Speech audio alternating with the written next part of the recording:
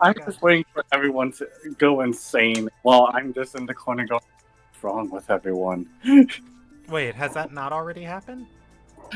No, Cal has not been able to judge everyone going insane yet because judging from what we know, what Oh, I you're realized. talking about visions. I thought you were talking about just, the moment of insane party members eating paper.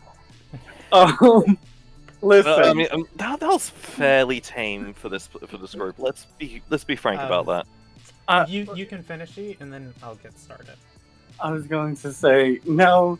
I was referring to either one of just the party making a radical, insane decision against Cal's better judgment that he was adamant about, and him just going, "Well, I guess we're doing this anyways," versus Cal just kind of letting it happen and watching the safety net. Hmm. All right, let's gently nudge this pig into its starting position. Yeah, what? Wait, are you the We pig could quiz? start, or we could postpone it for another 30 minutes. um. All right, let's do this. Are you off tomorrow? No, Okay, good to know. I will still be conscious of time tonight. I was gonna say if you weren't, it was 5 hour session. We're going. I just realized Um, I should probably have the roll 20 open. it helps. I assigned you a character, good sir. Um, hello and welcome to the Ilderon Tales. What you are seeing is content. Oh wait, no, you're not seeing anything. My microphone was, or my thing was all blocked off. Lev, would you mind closing that window when you get a second? It's... Yes, you want me to block it? Yeah, I will. Sorry. Hello and welcome to the Ilderon Tales as we fix lighting issues. This is the Seas and Skies campaign. Saga 1, episode 15 of their group. We're playing... No, it's fine. We're playing Dungeons & Dragons tonight. Everything you're going to see is going to be live storytelling. And if you're under the age of 14 and you're watching, stop and talk to your parents because you might see content that's inappropriate for you. Let's jump straight into the recap tonight since we're running a little bit behind. Last session started on the 14th of Servant. What date was that? Last session. Session 14 started on the 6th of Servant. It is currently the afternoon, moving into the evening. The party has... Oh my gosh, there was so much that happened last session, even though you guys barely got off the boat. You all talked to your navigator more, and you learned info about the prison you were going to raid. It is a fortress called Solhari. The entrance to it is at the bottom of the ocean, and the fort itself is somewhere floating in the sky, and a abandoned cloud giant fortress. So far, your navigator, and I don't believe she's gave you her name yet. Nope, she has not. Your navigator has not been able to find a way to enter it, as she believes it drifts around. But she's been able to triangulate its position. The party got more information later in the session that there are actually areas of less dense water that your ship will sink through in order to get to the caves that guard the entrance to this place. The entrance to it is not flying your ship into the sky, but rather sinking it to the bottom of the sea. In order to do that and withstand the pressure, and also for all of you not to die being drowned, as water floods in to your ship, you do have to make some adjustments to your ship. You officially negotiated Lonley's contract out of the Heimsdale Navy. The admiral was aware that you guys were poking around the fortress. Lonley has joined your crew as she has been deemed unfit currently for service, and she was discharged honorably. And she has been set to watch over you all and help you make better decisions. As you all were talking and going about your afternoon planning and learning more information about Zohari, a Gaori dissident. That's not the word I want. A not betrayer. I'll remember the word later. Has left, or not left the ranks of the Gaori, but has informed you guys that she does not wish for this event to come to for this event between you all to come to arms. She believes that while her mission was initially... Oh, and that Gaori's name, by the way, is Neonelia. It is the scholar of the two that have been tracking and talking to you. She believes originally her mission was pure and of goodwill. Slowly, the members of her faction that sent her down here have stopped responding to her one by one.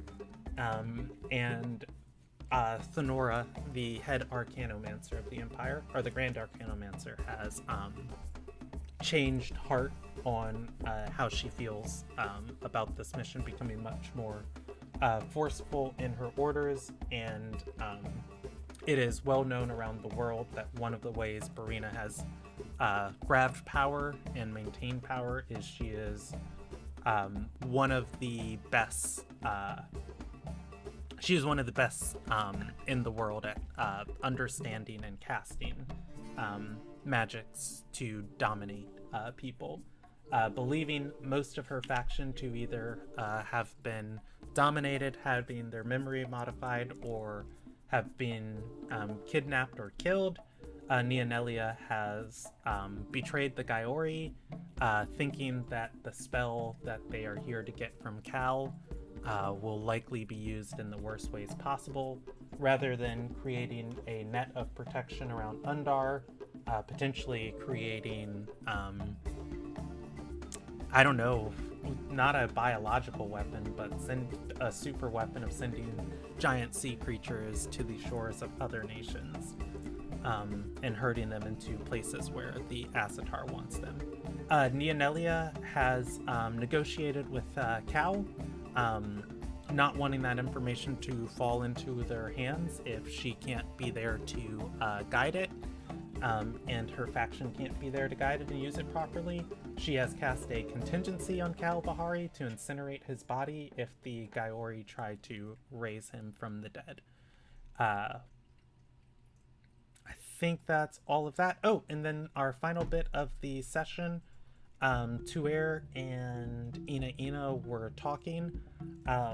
As they were talking, Tuer was experiencing a mild bit of hallucinations and trauma from just the recent events on the island. It has been a lot going on, as he saw flashbacks of NPCs he's killed with his own hands, and he tried to gather himself and still himself in this moment.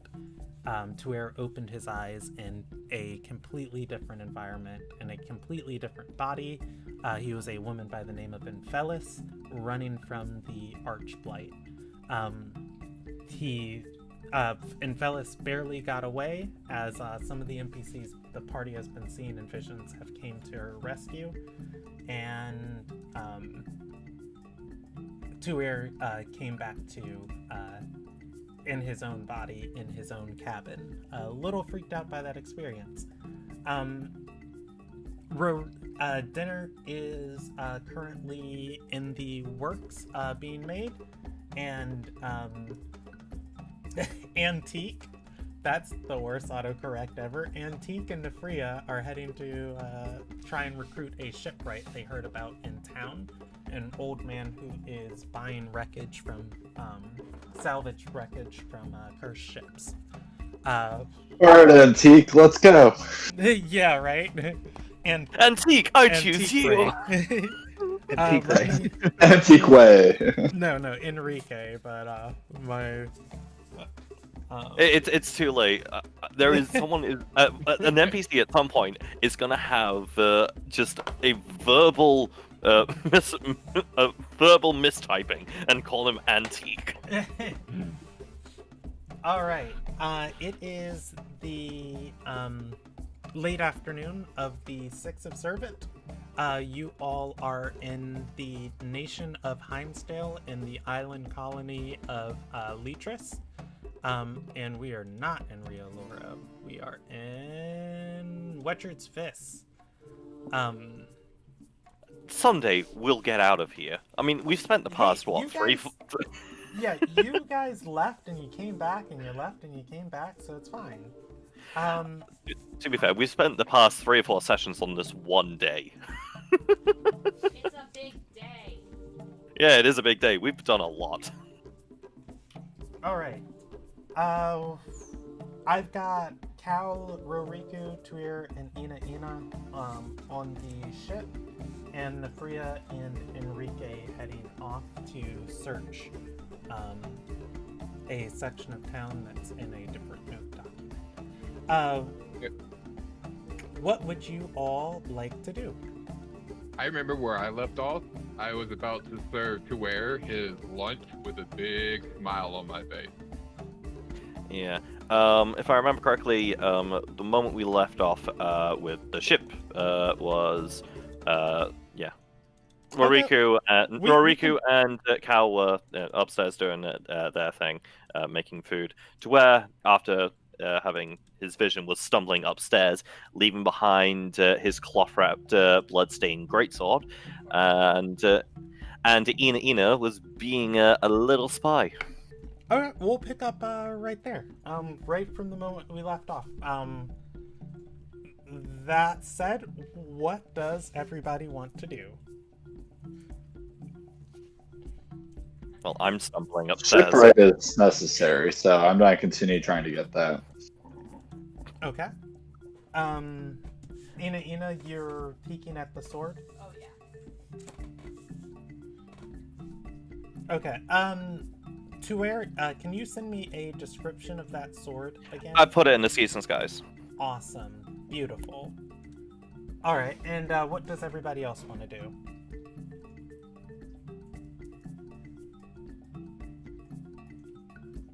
I got nothing.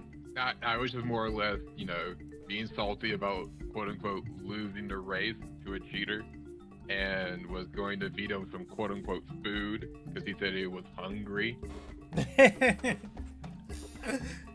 It's poison. It's poison, right? Oh, I remember why we ate so much time last session. This just came back to me. Do remember you do have 6 grenades from your Tinkerer. Golden Wind.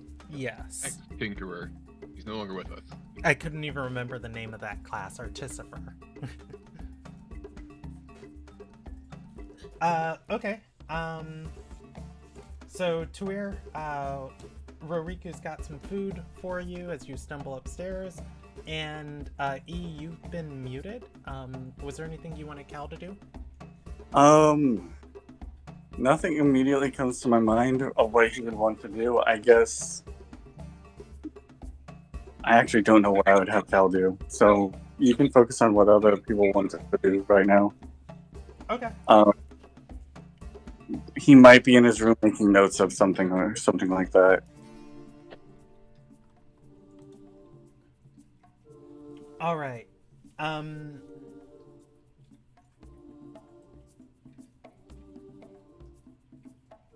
Okay. Ina. You pull off the cloth on Tuer's sword, you see, you've seen this once before when he drew it. The Moon Touch great sword. There are runes along the blade. It is a massive weapon, and it glows it glows a pale blue, but the weapon itself is made of a bluish metal. You loosely recognize these runes on there. What languages does Ina speak?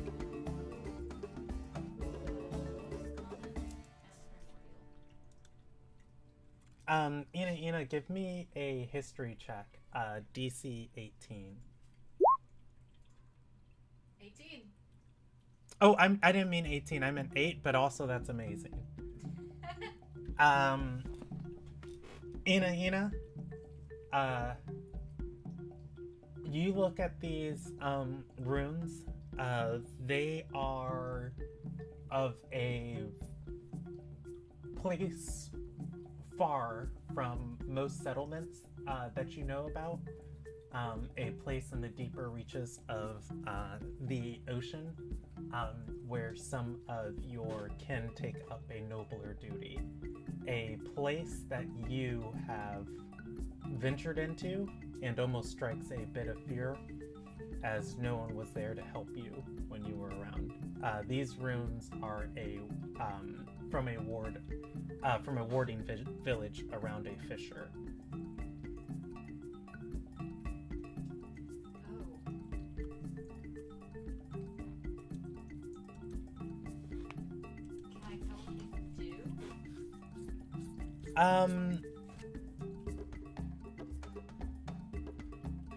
So I will let Wiz chime in if there's anything more specific to these runes, but I feel like these would be things that just kind of like help place where the sword is from, and kind of like a warning to those who would It's more along the lines of, like, obviously there's they are magical runes, so there's some that just give it its ability to glow, but in amongst them is effectively a sort. I suppose that the closest comparison would be to a sort of warrior's prayer, all about defense and secrecy.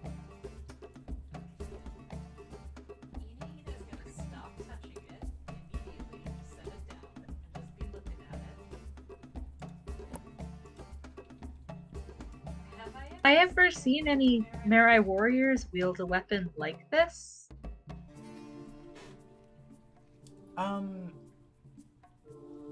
Yeah, I would say, not, oh, I'm sorry.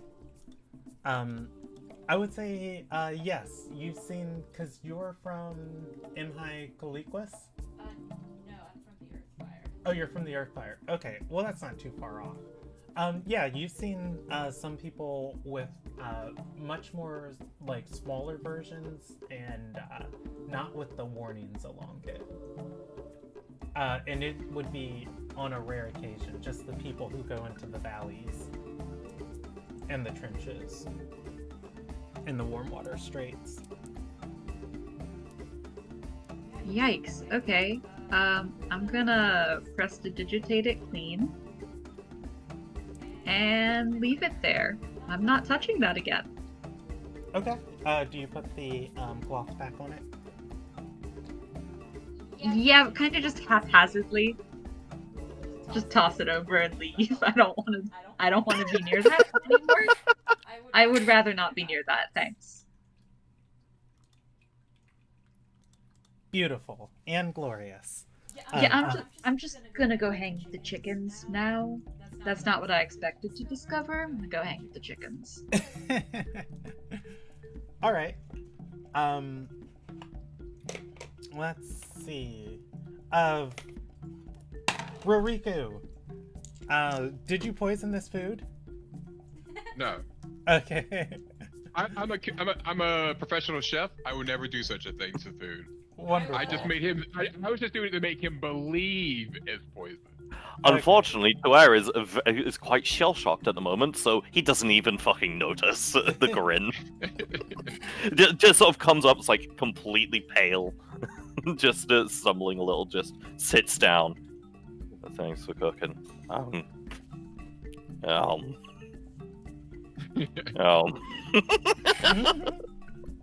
I hope you enjoy it.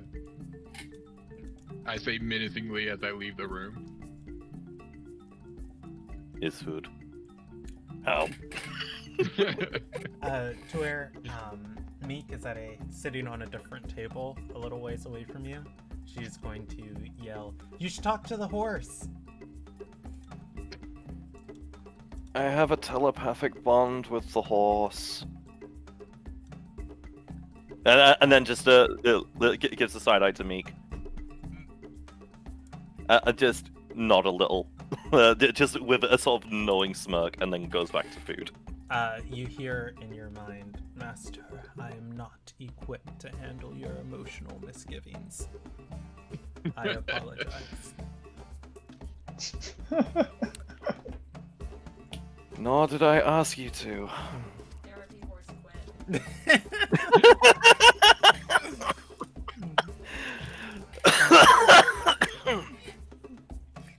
In Just- therapy horse school, they don't teach him how to deal with existential dread from other timelines. Unfortunately, this celestial turned into horse spirit. Well, did not go to a psychology school. Just let me know if the other two need any support. Because Horse has gone with the others to go continue recruiting.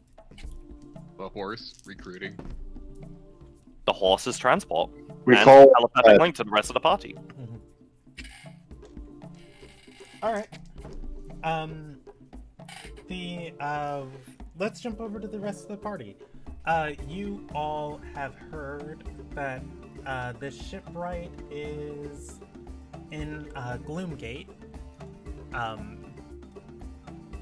You go asking around for Chalky. I believe Lonley gave you his name, Old Man Chalky. And let me move myself over and not just you all. And I want some different music. Let's go with this.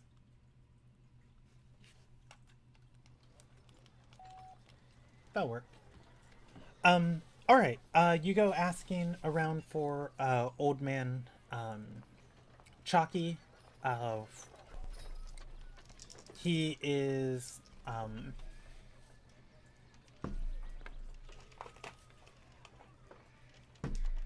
or actually, what I'm gonna have you guys do is roll me a investigation check. And then I will give you more information instead of me rolling percentage dice for you.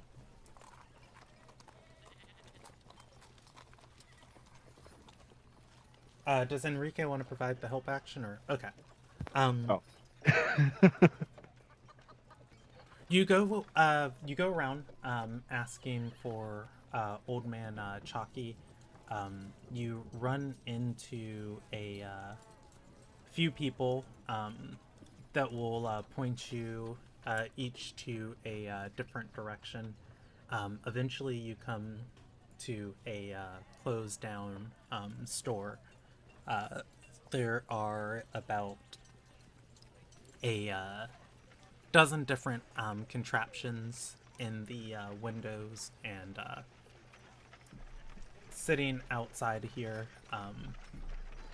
there are two girls weaving a net, sitting on the porch as you walk up.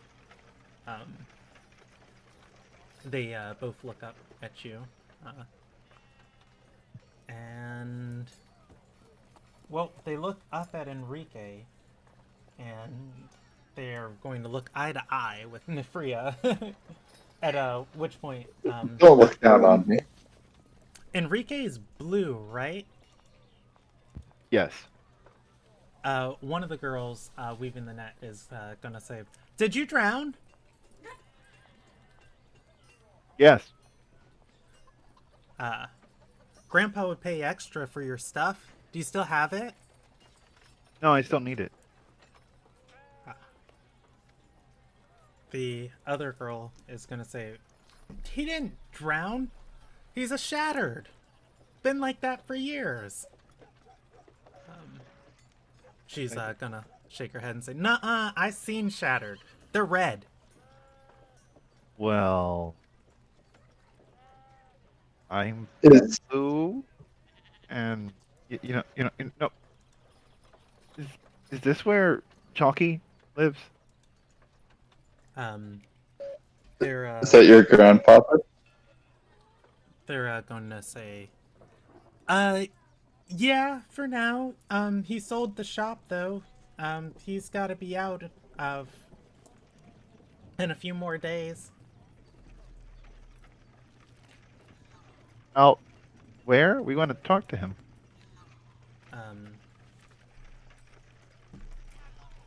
They will roll a history check if they know where he is. They're going to say a merchant owns the shop. Fancy guy with a ruby amulet. Put Grandpa out. He should be back soon if you want to wait with us. I'd love to. Sure. What do you do for fun? They're going to raise the net and say, Grandpa uses us to work down at the docks. We're his main source of labor.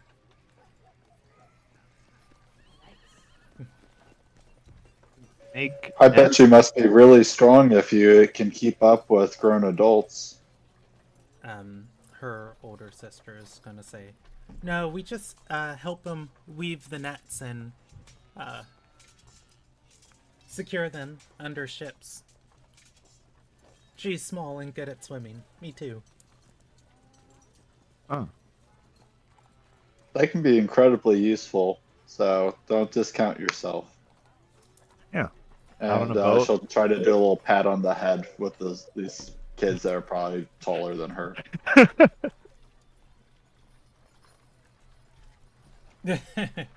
Fair enough. As you reach over to them, actually, I will roll a evens or odds aggressive personality.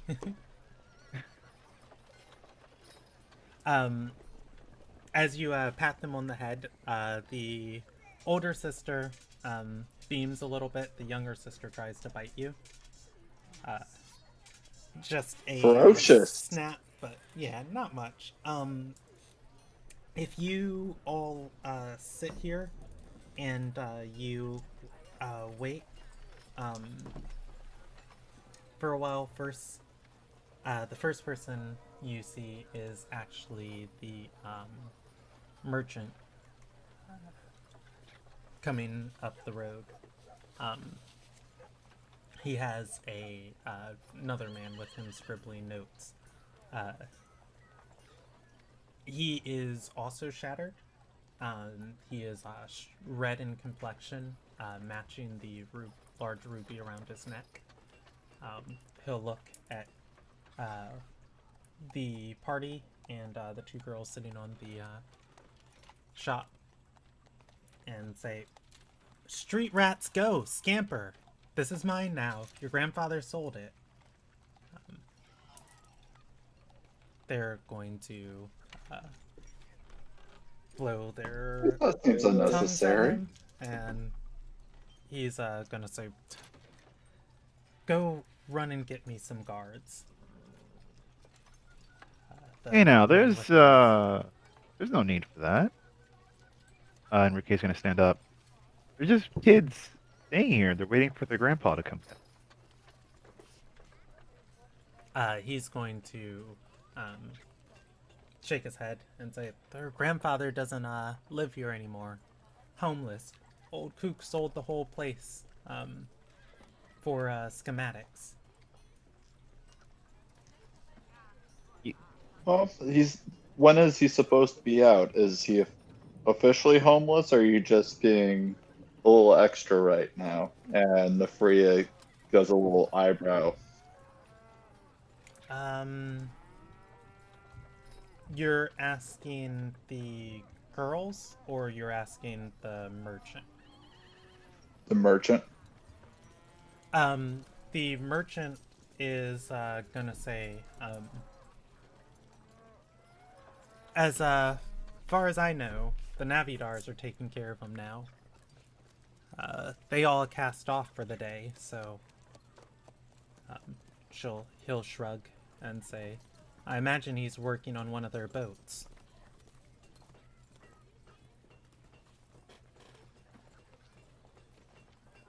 Really? And Nefria will turn towards the girls. Do you think you could point your grandpa out for us if we went down by the docks? She's gonna nod and say, "Mom's a Barco Beza. She makes us wait here until they come back in the evening."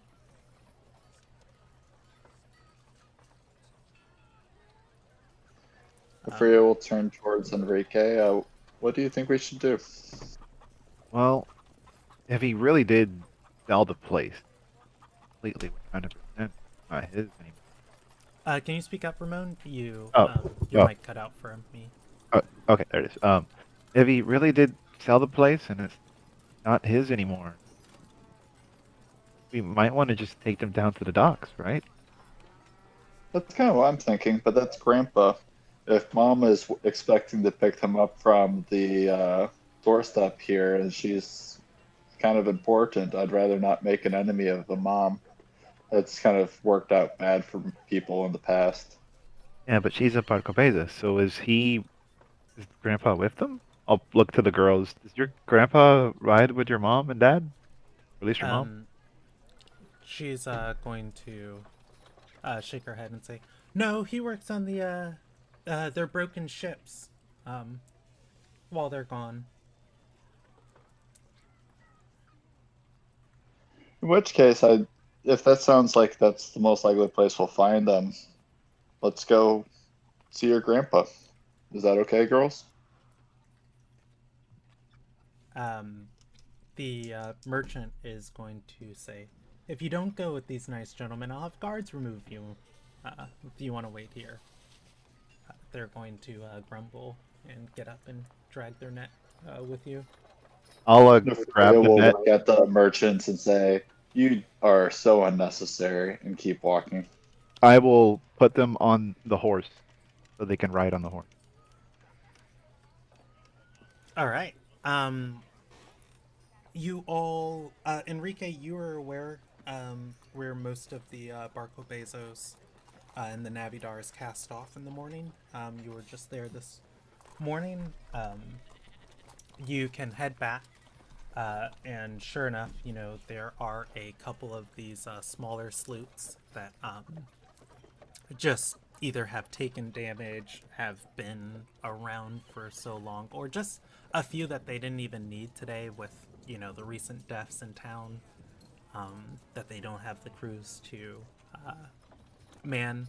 And a few people are watching over them. There's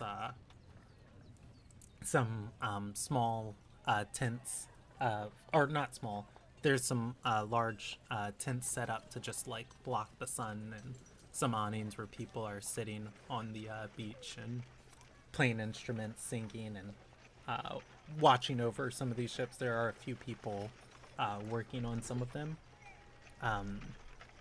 I'd say all in all, there are probably about a dozen different people left on these sands, as the fishermen for the Navidars are out in the bay, and the other ships are sailing around the island and the straits. Okay, I guess when we get there, I would try. I would. Since he's supposed to be taking care of the broken ships, from what they said. I'd probably ask around, see if they can point us to, was it Old Man Chalky? We have the girls. I'd say we should just kind of walk in that direction, and the closer we get, the more likely we will run into him. We can do that, but we can still ask. Okay. Uh,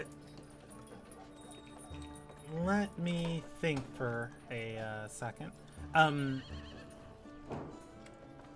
I did just roll a check for you guys, and it was nat 1. So you're just imagining what's going through my head right now, and also Girls were distracted by the pony ride.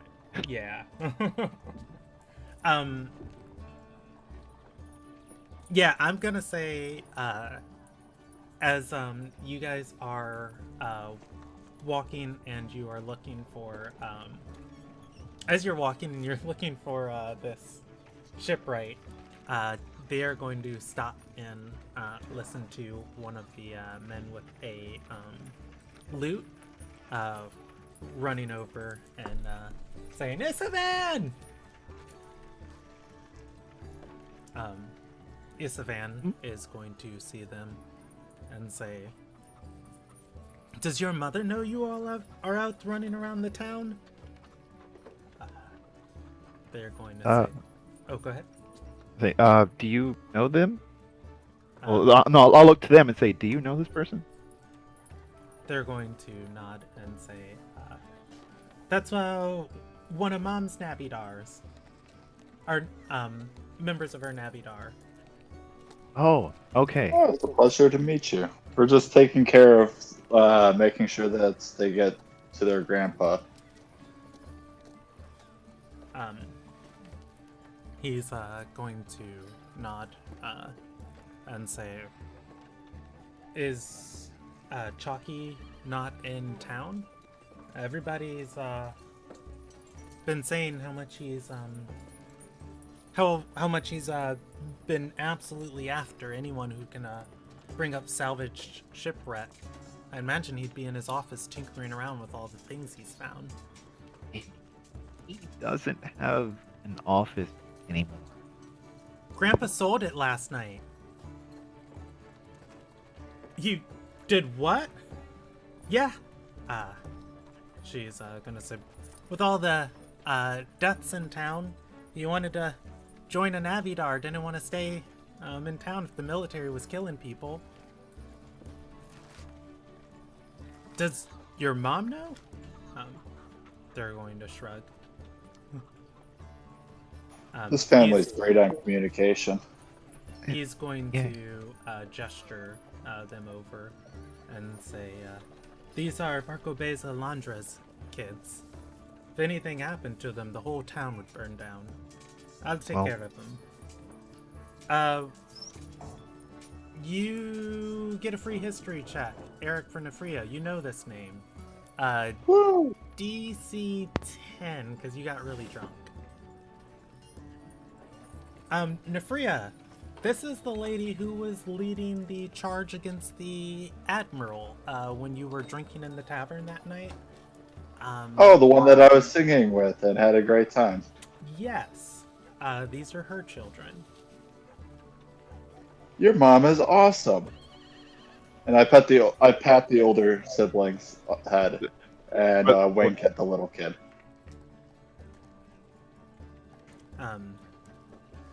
They're going to shake their head and say, "Mom never came home last night, so we just went to Grandpa's shop to wait." Have you been waiting outside all night? No. They shook their head. We're supposed to be there during the day.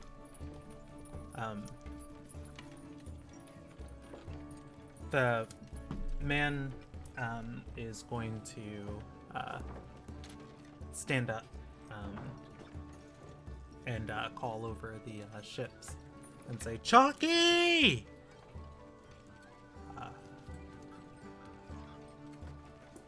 and I'll roll him a check.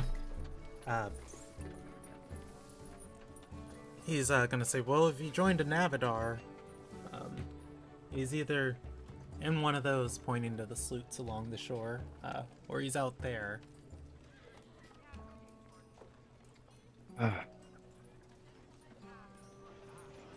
What unfortunate luck.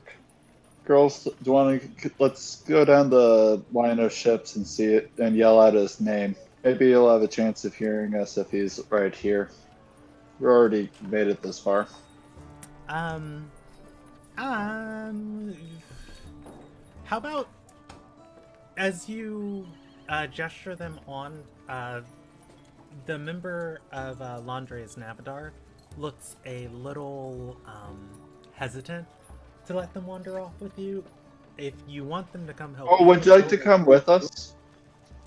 And I wave at the gentleman. Would you like to come with us while we find Chonky? There are two other people here drinking in the shade. He's going to say, my wine's the fine stuff. You know what? He stands up and grabs a bottle off the crate next to them. They're going to be like, come on! He'll nod to you and follow. I'll put the girls back on. Alright, you guys search each of these sloots, calling Chalky. I am legitimately rolling perception checks for him. Is that dice melted? Oh, it was 8. So nat 1, 9, 9, 8, 8, 11. Guys, if their mom isn't found, can we keep them? It could be. Why does our mother have to be in town for us to keep them? If you guys want to roll a investigation check, I will say give me 1 per 3 ships, and only on something horrifically awful does something bad go wrong, I guess. All right. And there's how many ships? Along this shore, this is where dozens of different Navadars park their ships. So there are small canoes, dinghies here, but as far as like sloots and like vessels that can go into the deeper waters farther off the coast, you're just dealing with about 10. Okay, so about 3 rolls. Yeah.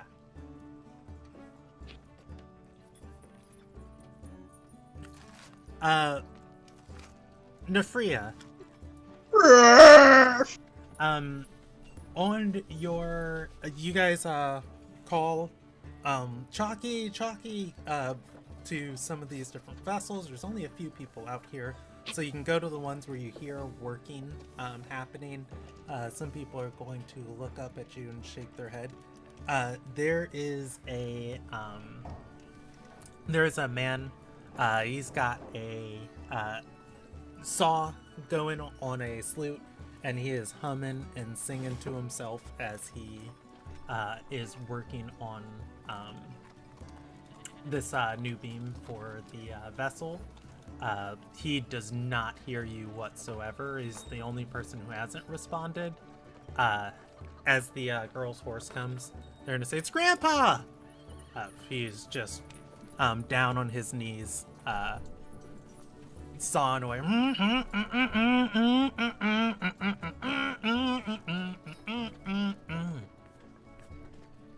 I'm gonna go up to him and tap him on the shoulder, try to get his attention. As you get on the vessel, he's gonna say, curses! Hello. Hi. He's going to look up at all of you and see the girls, see everyone here, and he's gonna say, why aren't you all with your mom? Well, they were waiting at your store, where It's not yours anymore. And their mom hasn't come back yet. She likely got caught up in that mess last night. I did see her at the bar. Yeah, Isavan is going to say, they've set out to defend a group of ships in the fishing routes. They won't take the Admiral's taxes laying down. Defiant, she is. Set out early this morning before any ships were en route.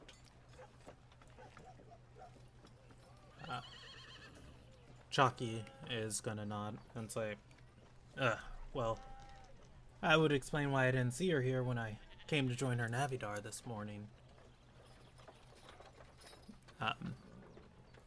They're going to get off the horse, dragging the new net, and say, "We made it just how you wanted it."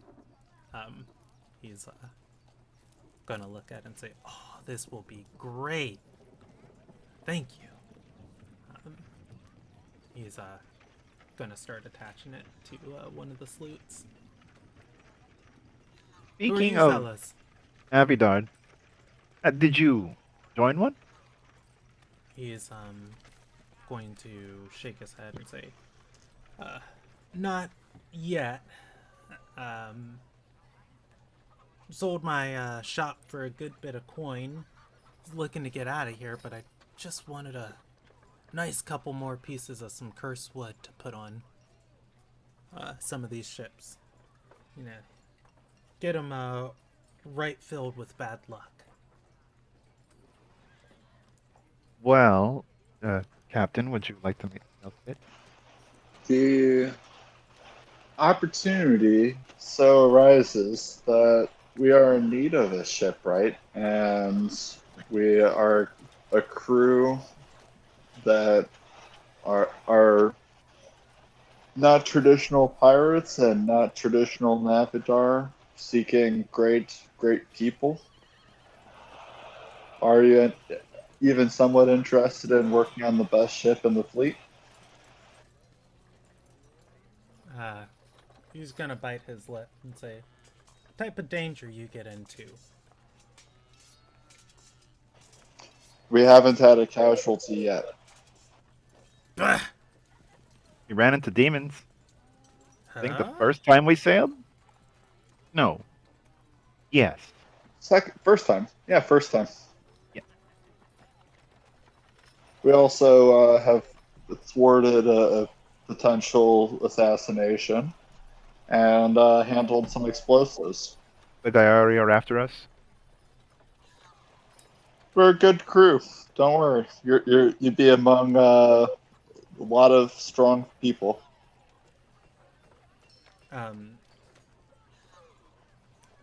What type of vessel you selling with?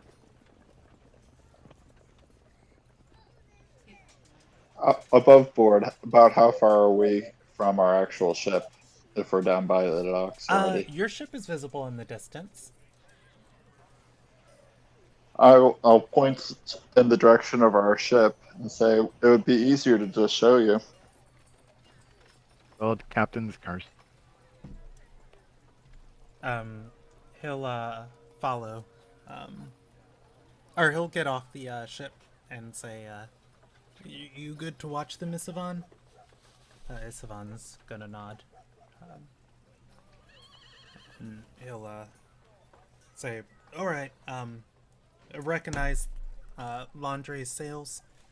He taps the ship. "I got almost everything I own inside of there. Keep an eye on it." I say, "Of course."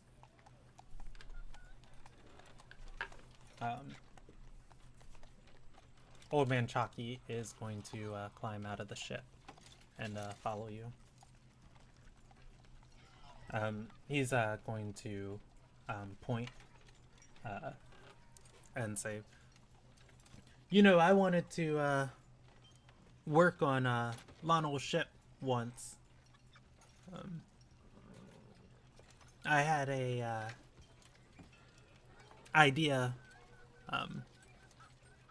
for the lookout tower. Something that pivoted, like a crane or so. Mono wasn't having it. Said it'd slow down the thing too much. Stubborn old man. Ah, well, it's not his anymore. That old man didn't have the creativity that we need. We need something that will blow the rest of the world away. Do you think you have the creativity? Poke poke. He's gonna bite his lip for a second and say, I've been really thinking about all the Marai coming to our shores. They don't need to sail on top of the water. What type of creativity we talking? We have 3 Marai, plus myself, who can all go underwater. We also may potentially, on the trip, at least one of the early destinations, will involve going underwater. He's going to poke you as you're walking and say, "You're a Marai? Oh, No, with the tails and horn." I'm a Shattered, who was involved in the incident with the water, where I drowned. Oh, Just shake my head. by the bridge. He shakes his head and says, "A lot of people around here haven't made it back yet. I was lucky I made it. After a month, thought most of them were dead." As you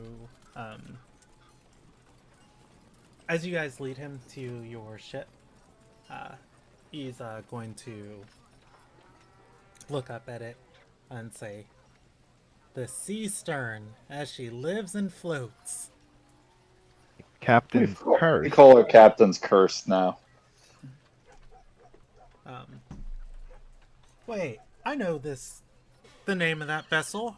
Hermano was talking about it. Oh yeah, we Yeah. saved her. Brought her back. I mean, how crazy do you think I am? Only a fool wouldn't take an opportunity to sail on here. You ain't got no harpoons, though. Seas Yeah, are dangerous now. Yet, Make you a harpoon. yet is the key word.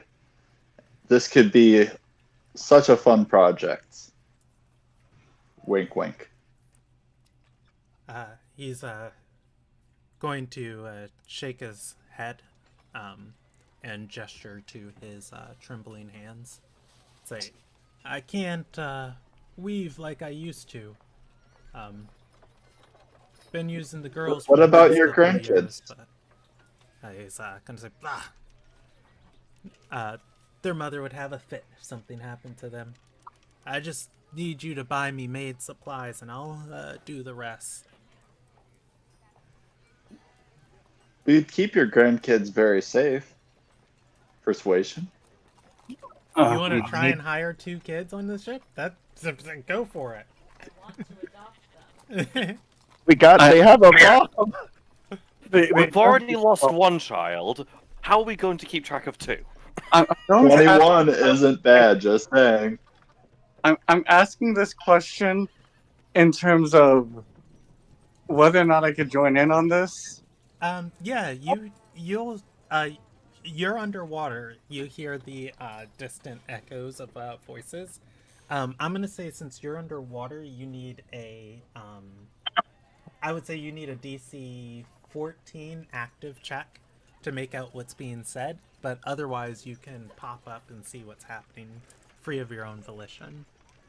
Can you roll that check for me without the Why negative? are you so lazy, E? I'm not- Week you... No, I'm kidding. I know. No, I'm kidding. I got you, E. I'd just like to know what I rolled because I literally can't see what I roll sometimes. That's gonna be a 16. All right. Cal is going to go ahead and start swimming over towards shore while they're trying to convince this old man to let their grandkids stay with them. Who's we? You mean the free? Mm-hmm. It's just me. I want to keep these kids. Oh, I'm sorry. I thought you both were trying to forcefully adopt. Context, guys. Phrasing. He's going to say, well, a good bit of danger will help them get their wits about them. We should You planning on fighting any other pirates? You guys but good we- killing we've pirates? never- wait. No, we have their never mom- planned on starting a fight. I really We've don't. just ended them. Cal will start to climb out of the water and just go, I really doubt that kids going to deal with what we have to deal with would be healthy for them. Oh, cow! You scared me. Hello. Oh, hi, Cal. This is going to be Godzilla. our new crew. Godzilla coming out of the water. He's Speaking of he's going to again poke Cal and say, "You're Marai or what?" He rubs his finger along your scales. No They fish are, scales. Can I hear too? Yeah, sure, Ina. You know, also Poke wants my to be head out close. of the ship with the chicken. I guess. Oh, y'all found him! Hey, Nefru will holler to the ship and say, anybody that wants to meet the new crew, come out. and what were you saying, Cal? I guess the best way to describe it, water spawn. Not quite fire spawn, not quite Marai. He pulls at your cheek a little bit and say, ain't never seen that before. A tendril will literally just slap his hand. First, ask permission first. You're not a kid.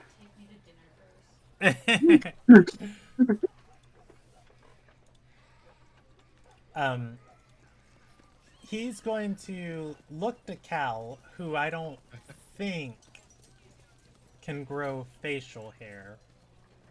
To No. Ina looking out the window, who I don't think can grow facial hair either. To, yeah, to Enrique, who I think is clean shaven. Yeah. To Nefria, who also I don't think can grow facial hair. And he's gonna say, there's some type of standard here, like some of those other Navidars.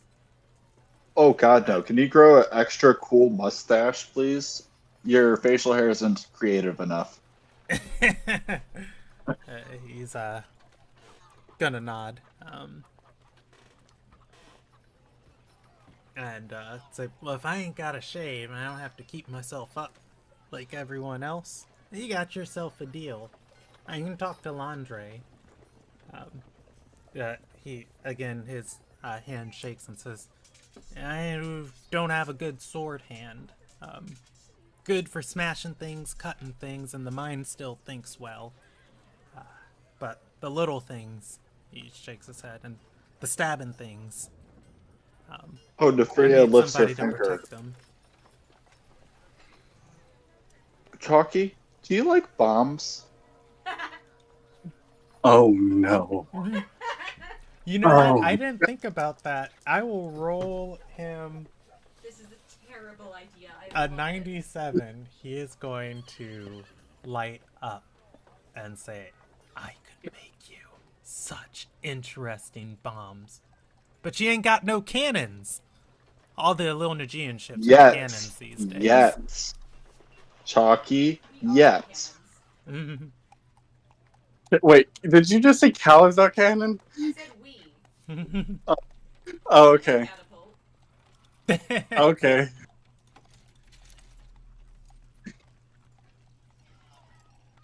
Nefria pretends almost as if she has a tail and kind of wags and is bouncy a little bit. She's happy that she now has some new friends. So about these kids, we should probably get them all settled, shouldn't we? We should find their mother first. What? We- We don't Cal, I agree. Could at least inform their mother of what is happening to their daughters or sons. I don't know which one. Oh, are we I gonna look to Chalky and ask him what he wants to do.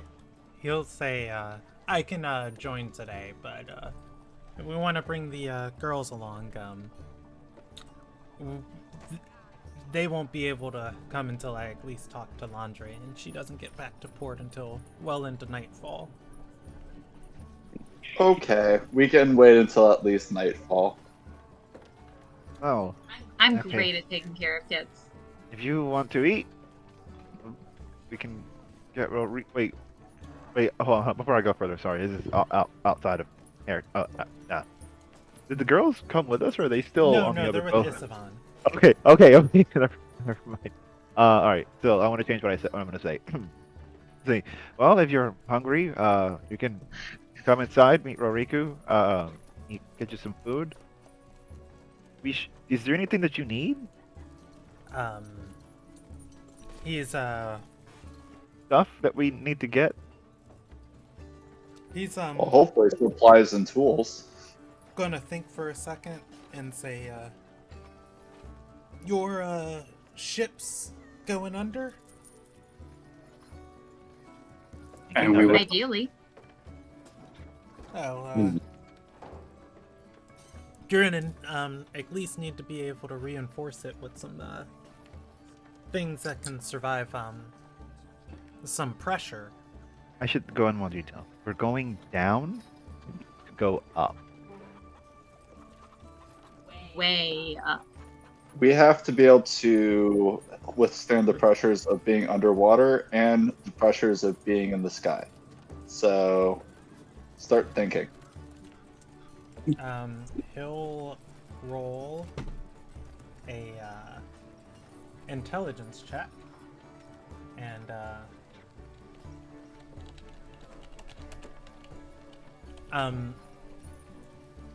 he'll think for a moment and say, there's some ships on the, or there's some trees across the island. Not any of these tropical ones, but some of the ones planted around Elm Spring. I'll see what I can scrounge up. You guys got any gold? I need some sap. Probably make a lacquer that can get between some of this wood. At least stop you from drowning while you're down there.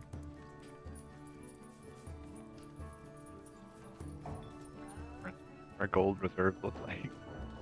I've got 80 and 100 ruby pieces. Your ship has 0 gold.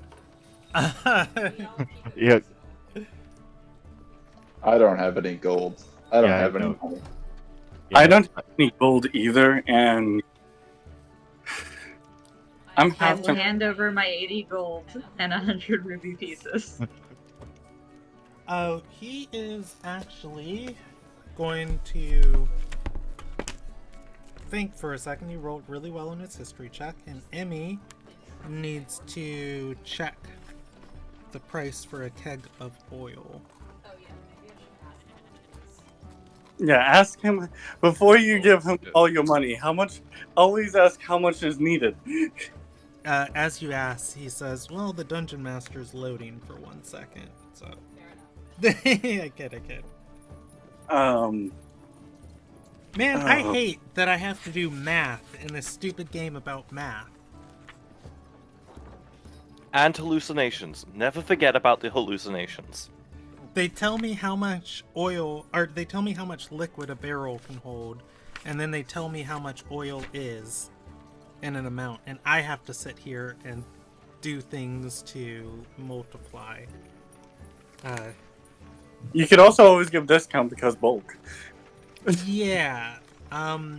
If you guys want to talk to each other, just give me like 2 seconds.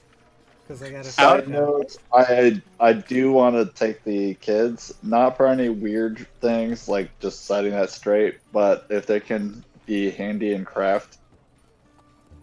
pile of rope and all sorts of things we may want to trade later. So there's a long-term goal.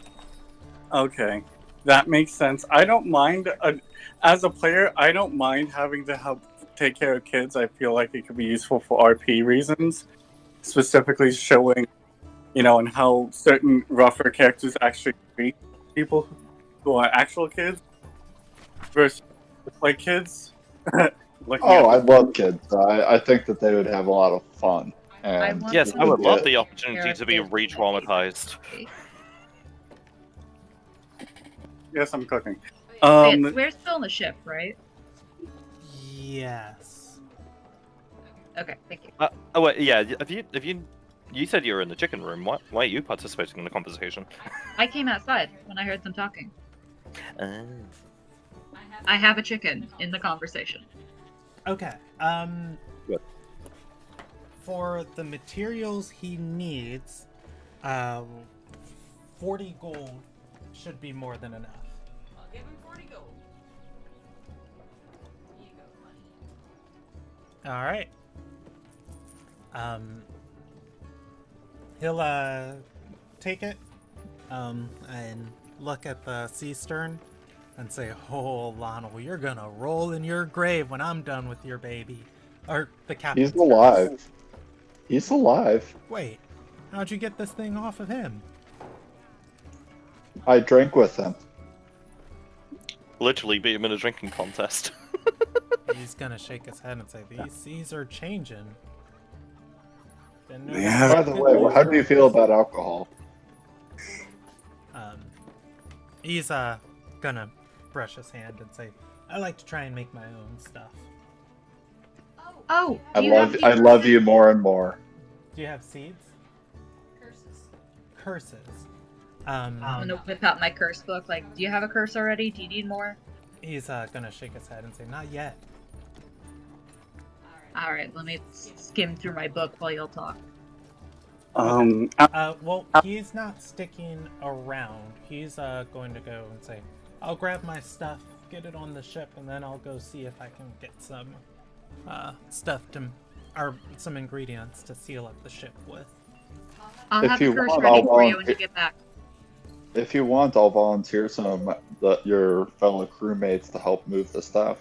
I won't really be much help. I am small. Lynn, who's came to the top of the ship and is leaning over the railing watching you guys, it says, "I'm on it." I thought I was gonna handle it this time. Thanks, Len. Lynn Thanks, makes Lynn. his way down onto the docks and you know what? As everybody else gets,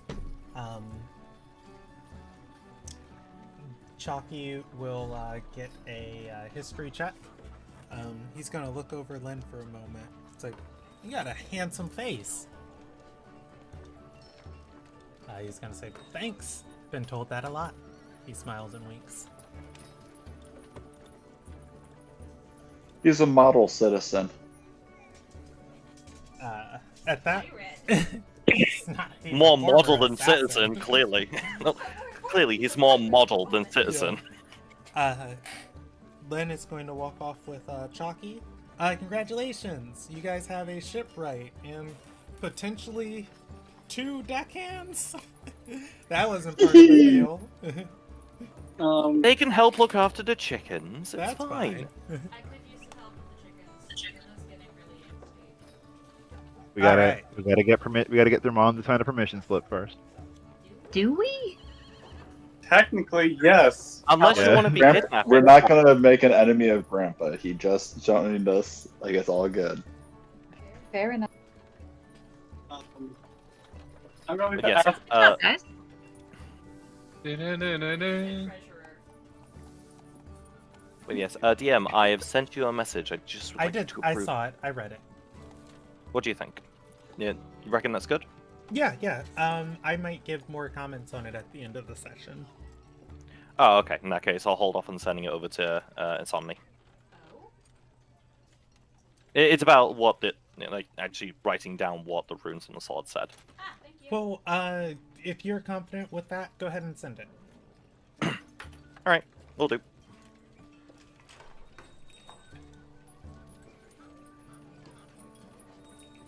All right. You all have a shipwright. It seems that everything is going your way. Is there?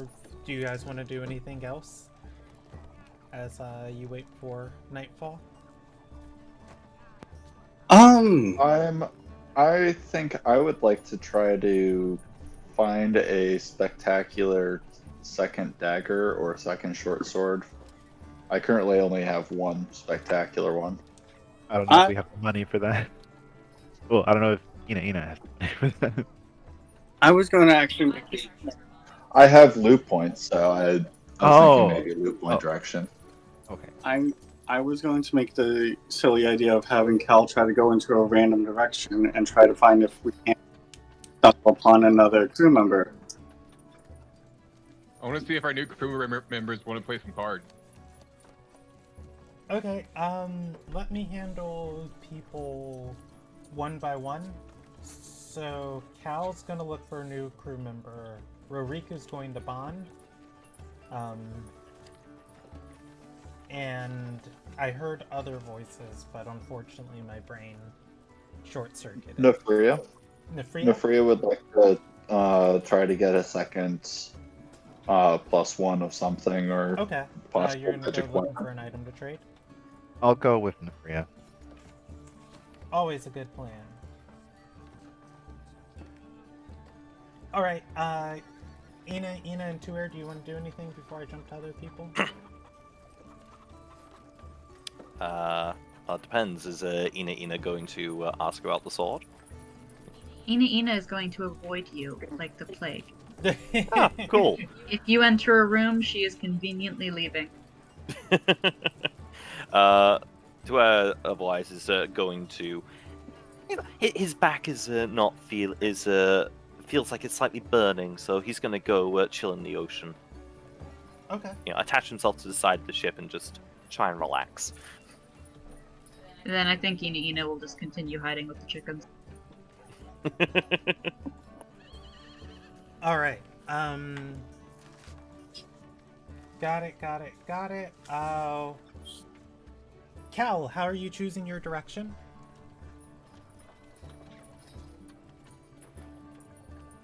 E, if you're talking, you might be muted. I don't hear you. Oh, I've been muted! Oh, I'm sorry. Oh, wow. Okay, so, I'm sorry. I heard everything everybody said. I've got all that. E, how are you picking your direction? Oh. Left? Not left. Hold up. Brain. Wait. How I'm. A small part of me wants to kind of roll a dice to see where he would head, but I think as a out of character, it's just kind of a small part of me wants to try and just have Cal go into one of the district, either the Shadow. Hold on. I know it was one was Shadow. I'm trying to remember. Shadowport, Gloomgate, Southtown, Elm Spring. You're right, and I was going to roll a dice between one of those and just have Cal kind of wander those areas. Okay, I did give you a crew document with rumors circulating. So if you want to track down one of those, you're welcome to. Otherwise, if you want to pick one at random, a district, I will let you know if you get any idea. I'm okay with either or. Does any out of character? Do any of you want any of those characters specifically? Yeah, the ones you guys haven't pursued is a quartermaster. That would be asking around Gloomgate. The lookouts who want to fight sea monsters would be asking around Shadowport, and Kuo can help you guys at the Docks Ward find out of work Navidar. are out of work people from other Navigars. Which one? Sorry, go ahead. I was saying which one sounds best to the rest of the party, because I can have Cal go there. If not, I'm gonna have him roll a dice and go at random. Actually, I might try the scout, considering Cal's history. Might be the easiest one if he bumps into them.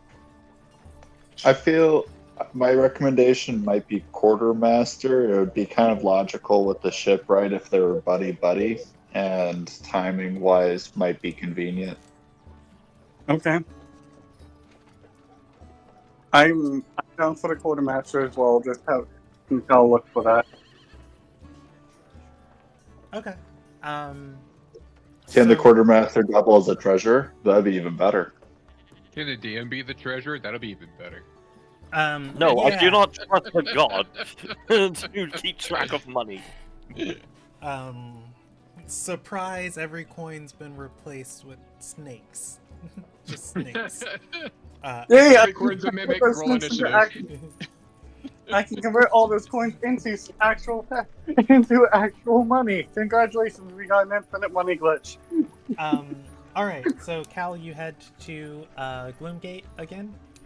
For the quartermaster, right? Yes. Okay. Yeah, Cal's gonna go ahead there, try to follow up on any rumors.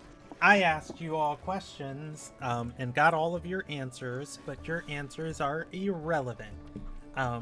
Because as all of you set off from the pier, a few minutes after Lynn and Chalky leave, marching down the pier. Let's see, let me get some more appropriate music for this. I'm scared. Yeah. Hmm. Marching down the pier, there are going to be 6 Heimsdale Navy officers, along with Admiral Nevi Alarai. And I have her here. Yes, I do. In the center of the group, being led in chains, is the Vice Admiral. As she approaches the party, she will look down and address Nefria and say, "Good, I caught you all before you left. I sent word to Roriku and Tuer while they were in Wetchard's Fist, but it didn't arrive fast enough. You have a issue with the Gaiori potentially targeting your vessel. I can assure you safety as long as you're in my port and as long as you stick in our waters. For an extra measure of safety, I can commission your ship as privateers on behalf of the Navy. You're headed to Nortvigar. There's a transport leaving from Nortvigar tomorrow to Swordhaven. I would like to hire your vessel to transport a prisoner. I will provide security aboard, if that's okay, or if that is okay with you, Captain. I want to be honest. I don't really love riding around with a lot of other ships and other people, but if you make it worth our while and do the hand gesture towards money, I might be able to change my mind.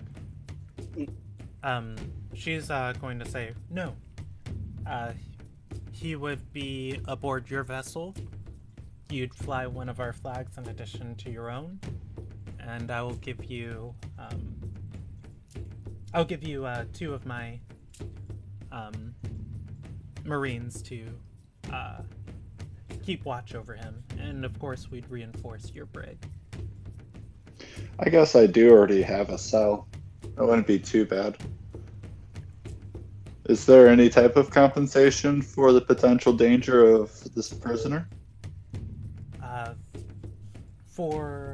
You'll be reimbursed for supplies spent on our officers and our accommodations, and I can also provide a stipend of 500 gold.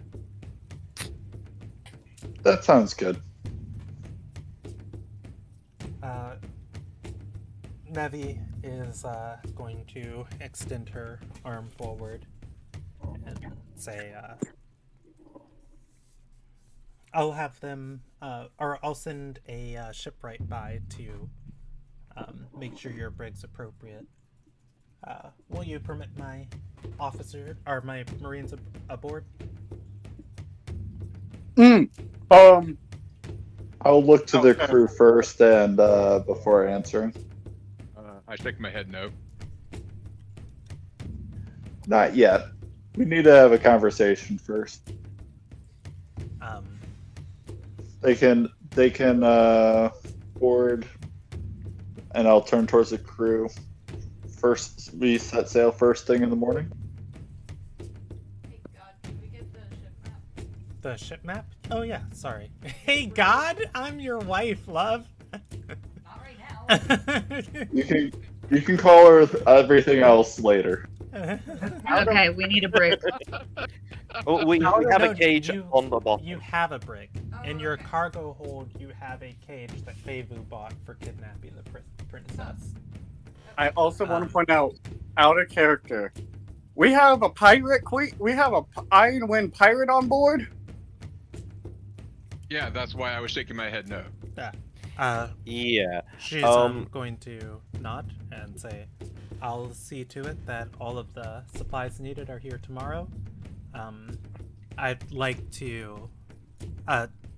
Tavarlo is going to interrupt her and say, Nevi, I turned myself in. I've accepted my fate. You don't have to reinforce any brig. I'm not gonna break out of it.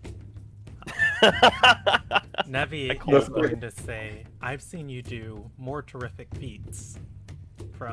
He's going to shake his head and say, I lost this round. It's yours. Nefria is going to turn against Admiral Nevi and say, and of course, anything that we're doing potentially outside the bounds of the law are going to be turned a blind eye to while we're watching. Tavara.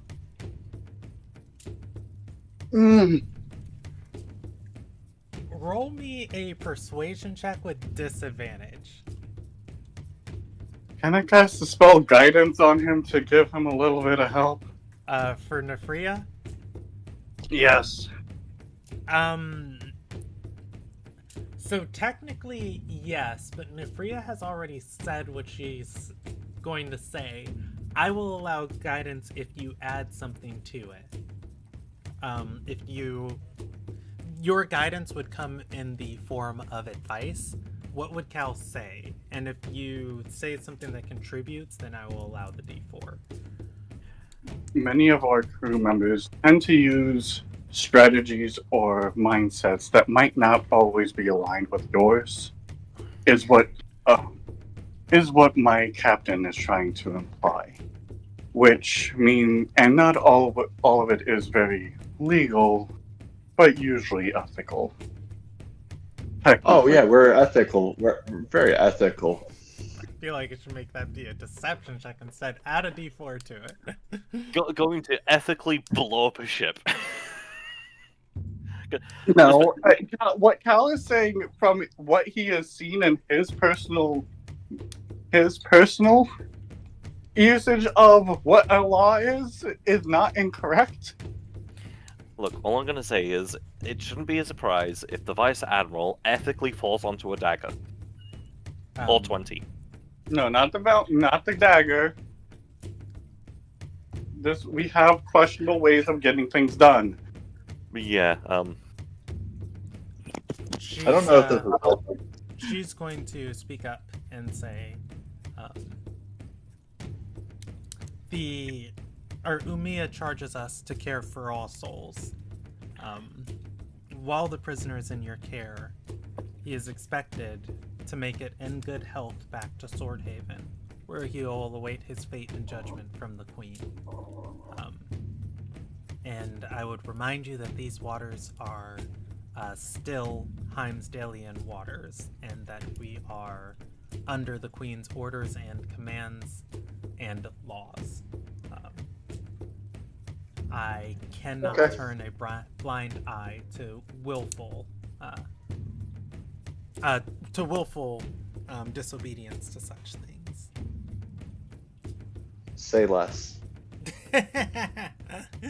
She will nod and say, Such a high-profile prisoner. The expectations of the Heimsdale Navy will be clearly laid out for you in the stipend delivered tomorrow. She's going to say, we've worked together before.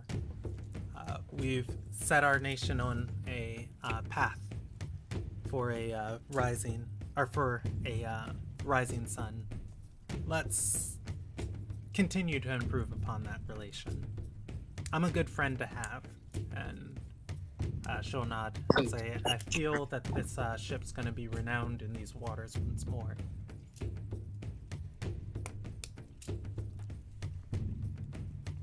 Nefria smiles and extends her arm again for another handshake. Nevi will take it, and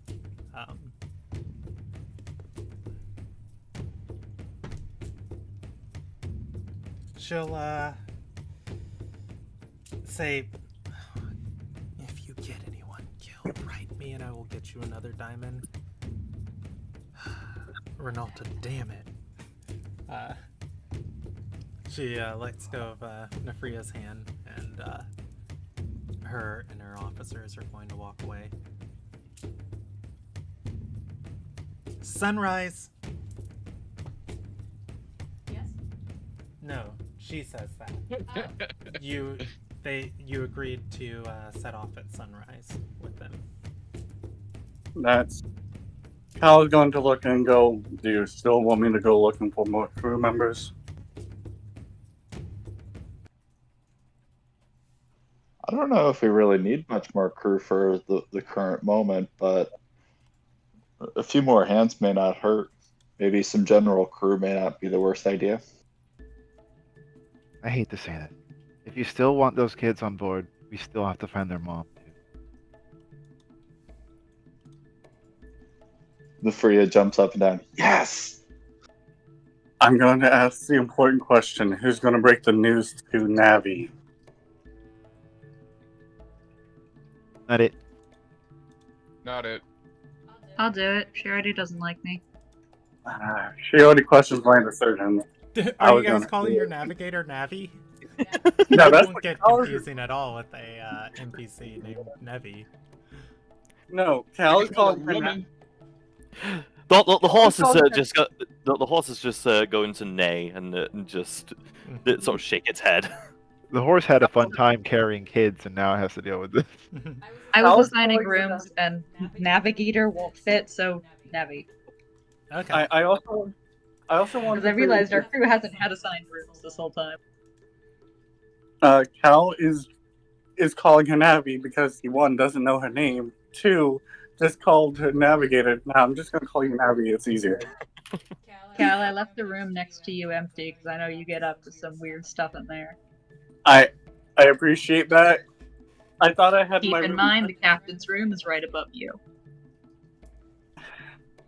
I do appreciate you noting that, thank you. I suppose to where will after having been mentally notified by his horse,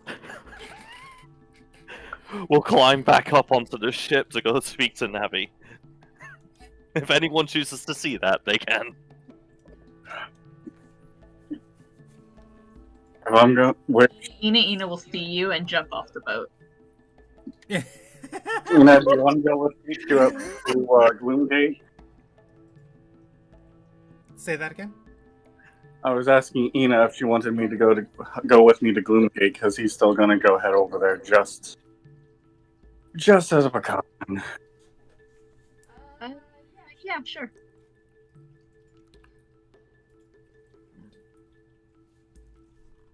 Okay. Let me rearrange my cards. I'm gonna roll a d20 just to see how sus Ware is considering his current state.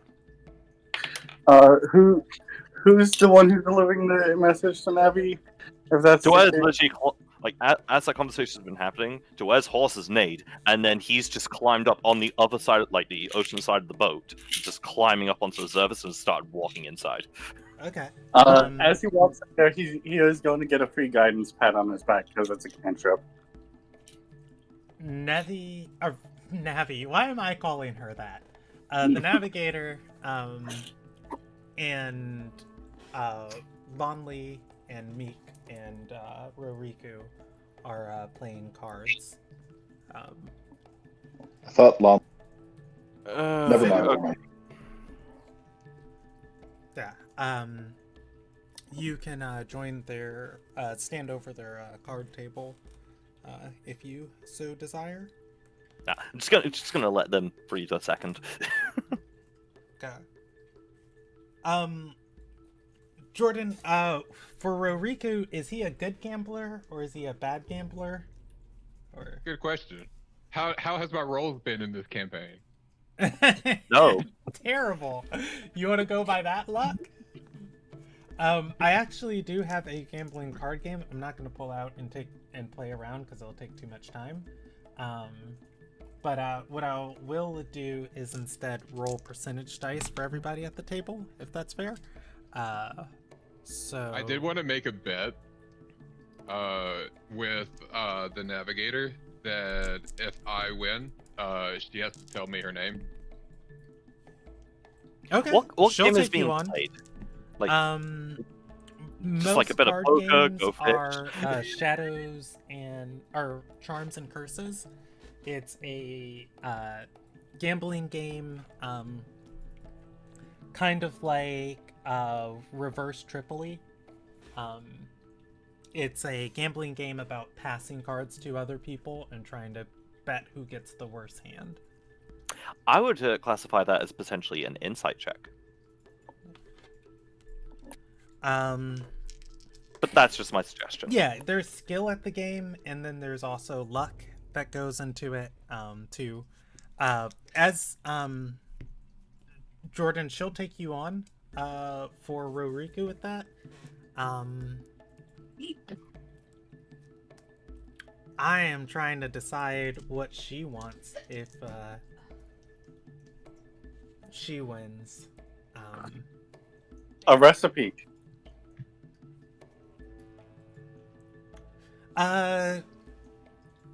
No, I don't think it's a recipe. I feel like it's going to be malicious. She's gonna look at Roriku and say, I want your favorite skillet. Ooh, taking the chef man's tools of the trade. Ooh. Cruel and unusual punishment. Roriku smiles. This is going to be fun. Okay, Roriku, I just rolled a percentage die. Are you skilled with playing cards? I am not. Okay, you didn't get that as a skill proficiency for Sailor? It's a Yeah, tool I guess. I guess it didn't. I took cook utensils instead. Okay. Yeah, so you've seen other people play this game. You've played for fun. Never high stakes like this. A name versus your favorite frying pan. You get the basics of charms and curses. Everybody gets dealt a random amount of charms and a random amount of curses. And you can pass. There are 3 different rounds of betting and passing. You can pass cards to anybody. You're trying to bet generally who will have the worst cards. Most of the time, whoever you bet will have the worst cards, you probably want to hand them all of your curses. Other people might hand them charms to prevent them from getting curses if they want to screw you over. So it's a lot of like social deduction. So how about give me one insight check first to, well, first I'll tell you your hand, and then give me one insight check to kind of size up everybody at the table. Your hand is not great. If we're talking in the land of good to great, you are just under average. You got a lot of a lot of curses you can pass people. You don't have many charms in your hand that you can defend yourself from getting curses. There's 3 rounds of passing, right? There is. All right. Are we going to do checks for all 3 rounds? I'll Or are we let. just going to do one check for everything? I think what I'll do is I will let Roriku size up everybody else.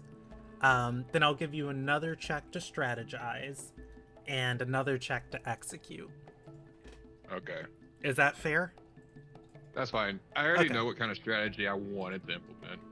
Okay. How about give me that insight first for everyone else, and then if you just want to tell me your strategy, I might tell you if it works or not without you rolling something. Beautiful. Yes. You just love.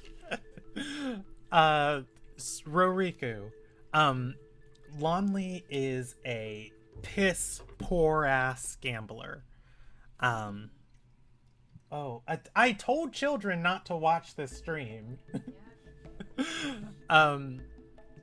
Lonley is a very bad gambler. She gets dealt her cards and her face frets. You look over to the pirate, and she is much better about keeping herself together, but she's got that smug ass shit eating grin on her face that practically has us in the bag. As far as looking over at Meek, Meek is much harder to read. She's much better at having essentially a poker face. However, you can probably deduct that she's doing so well to stay neutral that she probably has a pretty average hand too. It'd be a roll of the dice if your hand's better or worse than hers. So what strategy do you want to implement? Well, I was going to pass all my good cards over to someone else, and then on the last round, I was as I'm being passed curses, and on the last round, passing a handful of curses over to the woman, and she won't tell me her name. Okay. So she would essentially purposely build up a bad hand and then trade it away all at once. So you have to bet who you think at the start is going to have the worst hand. So, and there is an opportunity to change your bet later. It does increase, or it does cost you more putting into the pot. So that strategy will work. You can, say something to mislead people, pass cards one way, change your bet later. However, you're not gambling with coin. If you're upping the stakes of the bet, you will have to offer something else. What else do you throw on the table to change your guess?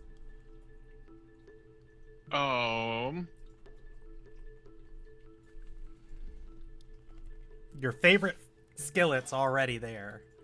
Yeah, I'm trying to figure Your out what favorite else I would spatula. want from her.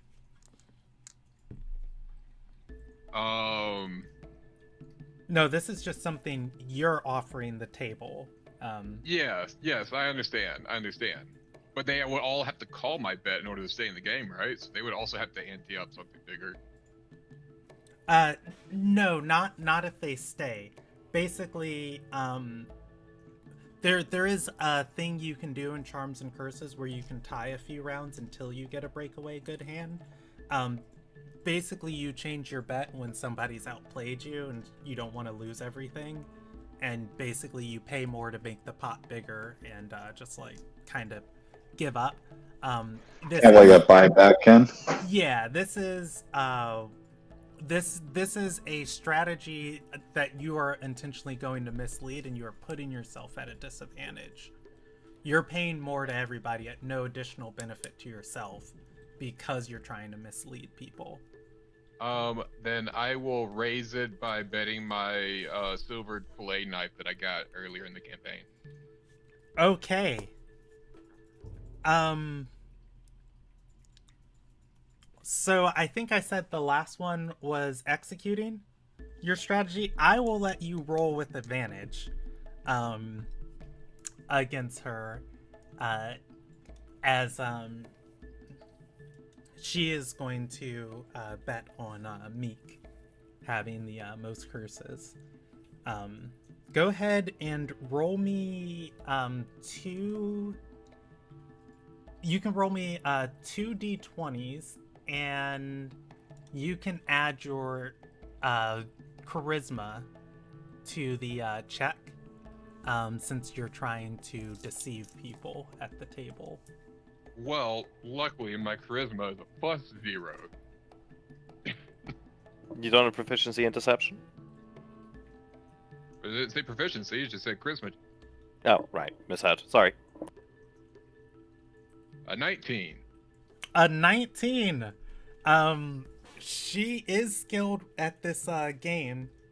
And she rolled an 18 after her proficiency bonus. At the last minute targeting of Meek, or well, at the all game targeting of Meek, Meek's kind of realized she's lost as soon as she sees you pass a card, or pass your cards to the navigator. She also passes with you, meaning that she doesn't win, but she also doesn't lose. You fortunately do win by the hair, by the skin of your teeth. She inhales and exhales, and she is going to say her name, which is Galana.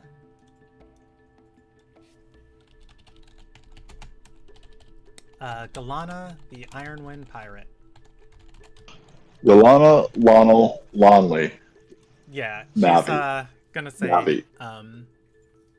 You can call me Gale. Sure thing, Galana.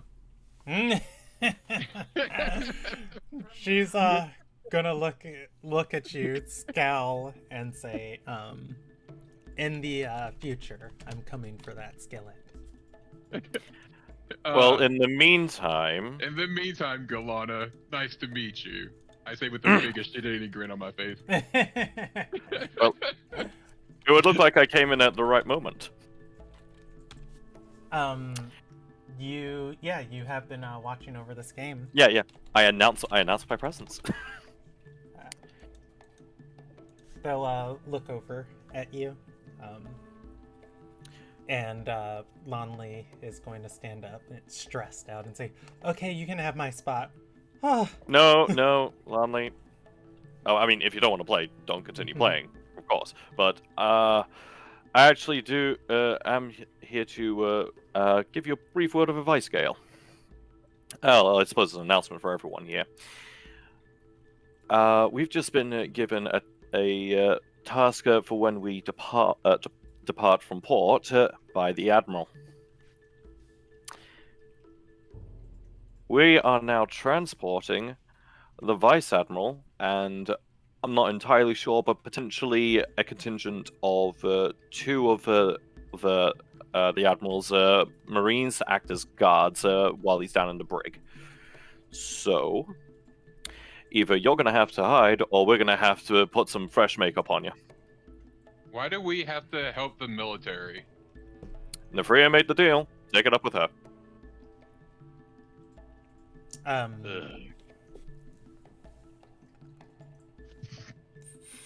Okay, hold on. Hit me. My brain is processing everything, and I feel like that's in character for Galana as she like shakes her head, gestures to the tattoo on her shoulder. Says, "So what? I'm just supposed to wear a shirt?" Yeah. I mean, that would certainly be easier than putting a bunch of powder on there.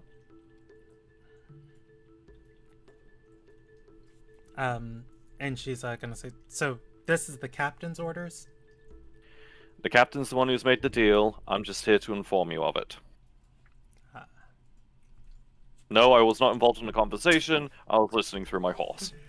She's going to stand up, hit the table, and say, "I don't own a damn shirt. I go buy one." We can get that sorted out for you. Say that Look, again. That was the issue. Look, She's been the stranded mi- here. Yeah. I thought it was some sort of like unwillingness to wear a shirt, not that she just doesn't want one. Look, okay. You just for the time being, to stay aboard, we're not going to have him come by until I believe the morning. I'll have them buy you a decent shirt, and well, is there anything else that you need clothing-wise? She's going to shake her head and say, "You tell me. I'll work with the military. But you bring one of those Gaiori onto this ship, and I'll slit Nope. their neck in their sleep." No Gaiori. For one thing, I'm pretty sure you'd have to get in line for that honor. Roriku's going to snidely remark a name tag.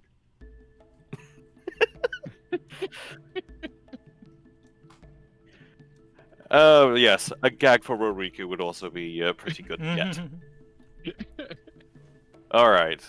Well, I'll leave you all to your game, and I'll go tell them to go on a shopping trip. And just, generally, obviously she's not wearing a shirt with proper sleeves. Is there anything, just quick glance at her, yeah, that's a fucking pirate? Yeah, everything. Yeah, I would say she doesn't really stop scowling. And there is definitely a sense of like sense of unease of, you know, she doesn't abide by everyone else's laws, and that kind of like she's on the ship by Nefria's command, and that's pretty much like, as a sailor, the highest thing that she listens to, barely the rest of you.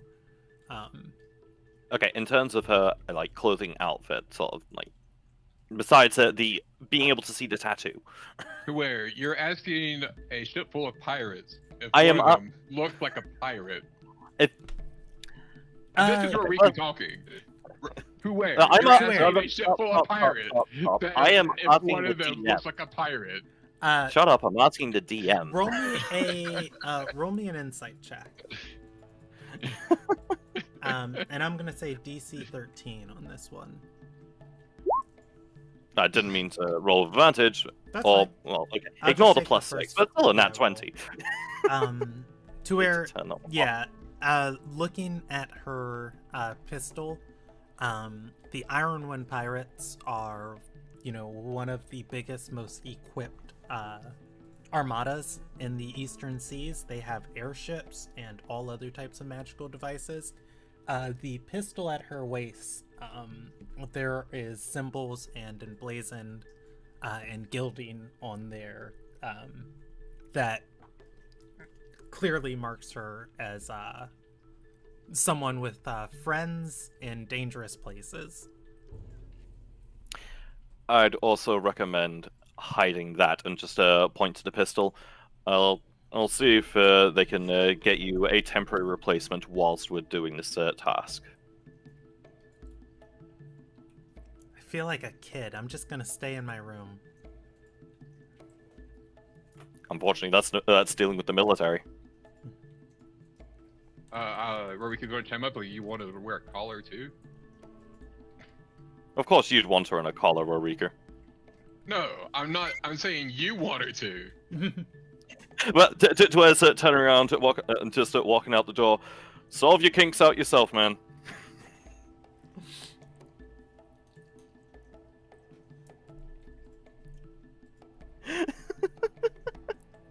We'll go over to Nefria and crew if they're still on ship. Nefria, yeah, Nefria and the rest of the crew. Nefria's gone. The rest of the crew's gone. They left to go find people and stuff. If you want to communicate to your horse to come back, you can get on your horse and catch up with Nefria and Enrique and pass along the info to Yeah, I'll Maya go Sharp. catch up to Nefria. Yeah, Okay. via horse. All right. Which group do I think I want to do Cal and Ina first. Is there a preference between Enrique, Nefria, and Ina and Cal Bahari? I'm fine either way. Doesn't matter. Okay.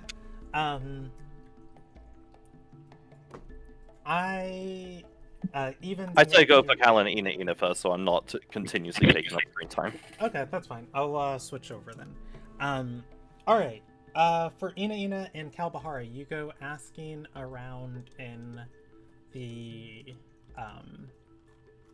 Gloomgate, and let me find. The orphans. Yeah. Not orphans. The what? No. The You what? guys have this rumor of a crewmate already. Naravi, the boy who was on the ship, Yes. told you only one person would look for him. Another girl his age named Melon. Presumably, somebody has been taking care of these orphans while Naravi was apprenticing. Going to the Gloomgate, the blacksmith shop that Naravi worked in, Fevu did kill his master. And this was sessions ago. We temporarily kidnapped him. Yeah, Naravi and his master snuck aboard. Fevu defended herself, killed the master, and severely injured Naravi. You guys got back to town and you set him free out of your service. When two were interrogated him, he said the only person that would come looking is Melon. And you guys never inquired as to who Melon is. That said, though, I think I know who Melon is. oh yeah, you do know who Melon is. Enrique, are you with them? No, you're not with them. I'm not with them. Yeah, you're the one who actually knows who these characters are. I did interlink a good bit of this. At the very least, during that interrogation, we did discuss where he would, I've already forgotten his name, fucking hell, but where he would actually go and, where he'd actually stay, and that information was relayed to everyone else. Okay. You two can go around. You can go around the Gloomgate, asking about 4 people, or for Naravi. Eventually, somebody will point you. Eventually, somebody will point you to the lady who has been taking care of him. It is a bookstore nestled away between a couple buildings. Stepping inside, there are a couple of gnomes here. Wanderkin, all scribing at a table. and there is a Leitran sailor walking around, recounting his recent events in the southern straits and the southern seas. One of the gnomes is going to look up at you. She'll get out of her seat. The others keep writing and transcribing. She walks in and says, "Oh, how can we help you?"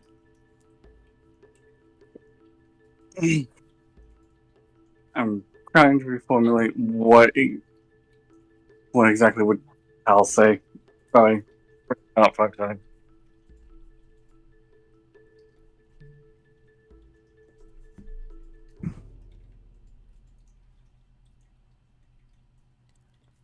We were looking for us and Anyone need a job?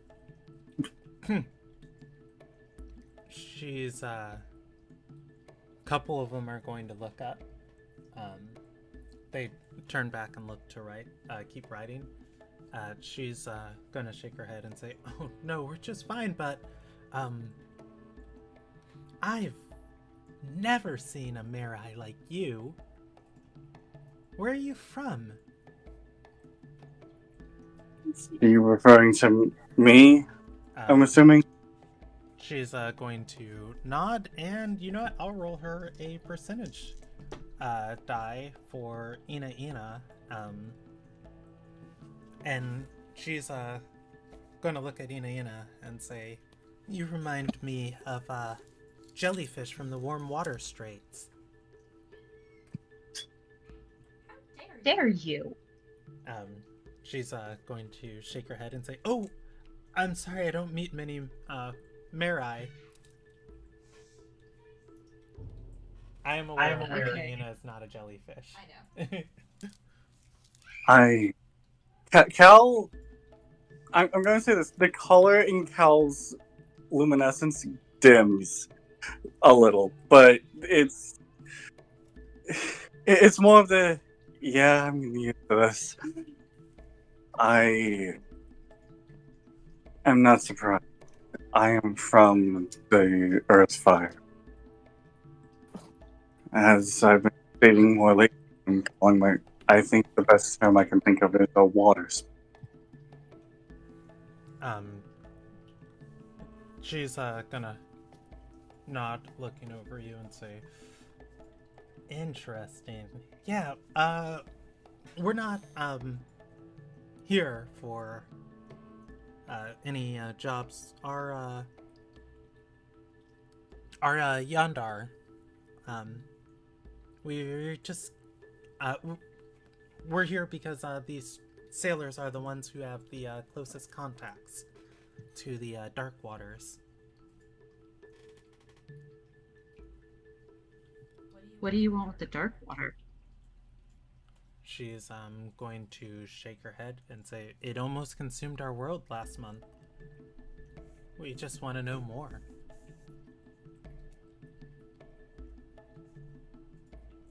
You're really better off not.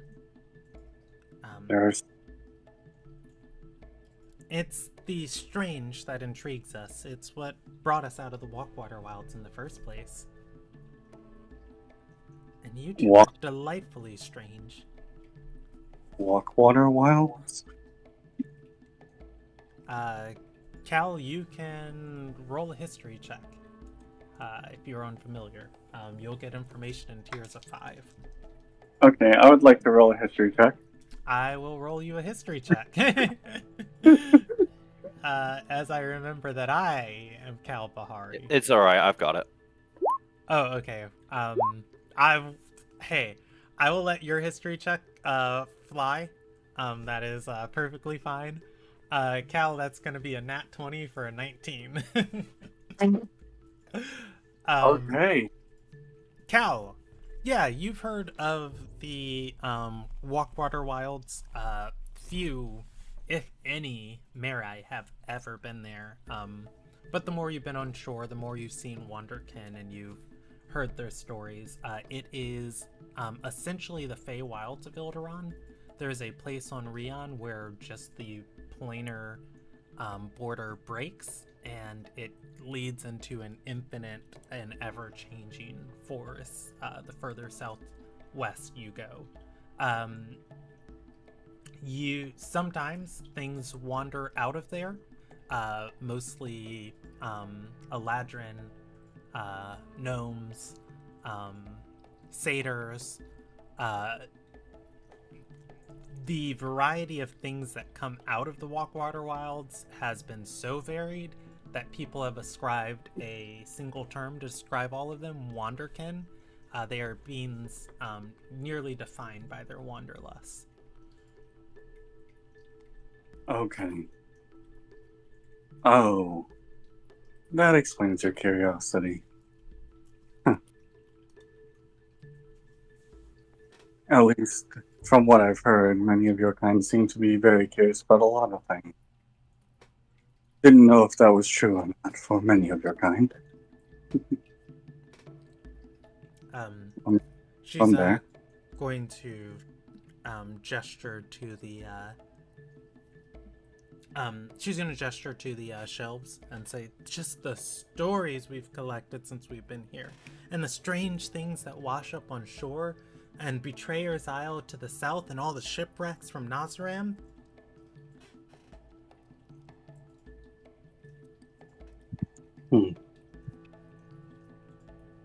Ina is gonna shift slightly to be a little bit hiding behind Galbahari. Cal will also move his cloak a little bit more, or his regal cloak, whatever, to cover Ina a little bit more and make her feel more safe.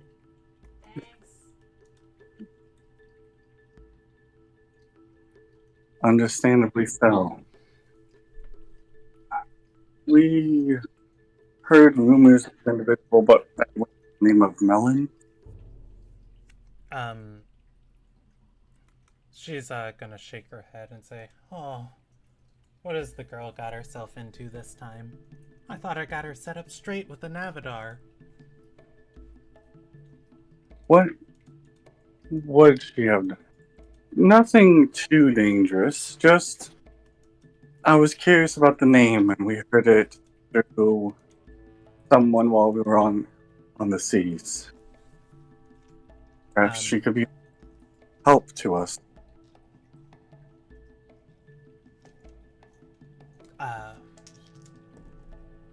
She's going to say her or actually she'll roll a history check and say, "Oh, that was nearly when we first got to this island. Almost over a year ago, her family was sailing, or her Navidar was sailing far south of the Nazram routes, and the southern straits, and on protected waters. They had a run-in. They had a run-in with with an Archblade ship. Melon was aboard. Some got back, some didn't. She gave a interesting account, and I've felt sad for the girl since, and she wanders place to place in town, and I just make sure she has enough coins so she has a bed to sleep in, and when she can't find food, she comes by and shares dinner with us." Perhaps we could give her a place that's a little bit more permanent. That's still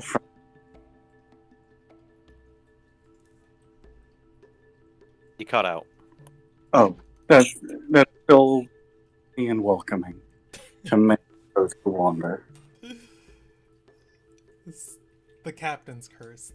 The whole ship full of kids. We don't have that many kids. We lose 1 and gain 4. Yeah. What the heck? She's going Something's to shake her definitely going head on. and say, Melon's already in an Avidar.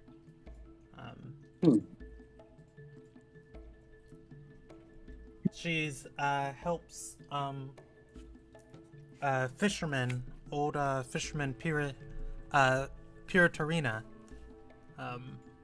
in the northern sands each morning. I seldom see her anymore. She makes good enough coin for herself.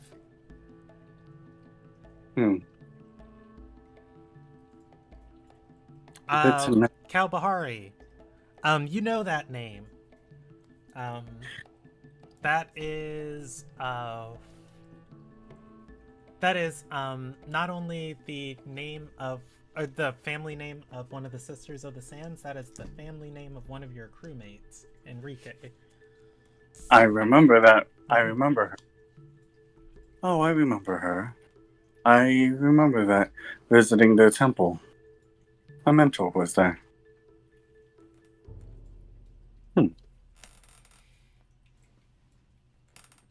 Perhaps maybe you said that they happen to be there each morning? She's going to nod and say, yeah, Melon's taken up the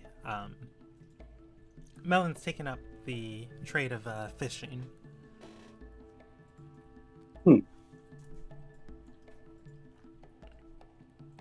Perhaps it wouldn't be bad to still give her a visit, just to see if we can get more hands. But if not, we won't give her any more bother. I feel like we're on different tangents, so I'm gonna redirect you with an intelligence check, if that's fair. Okay, that's...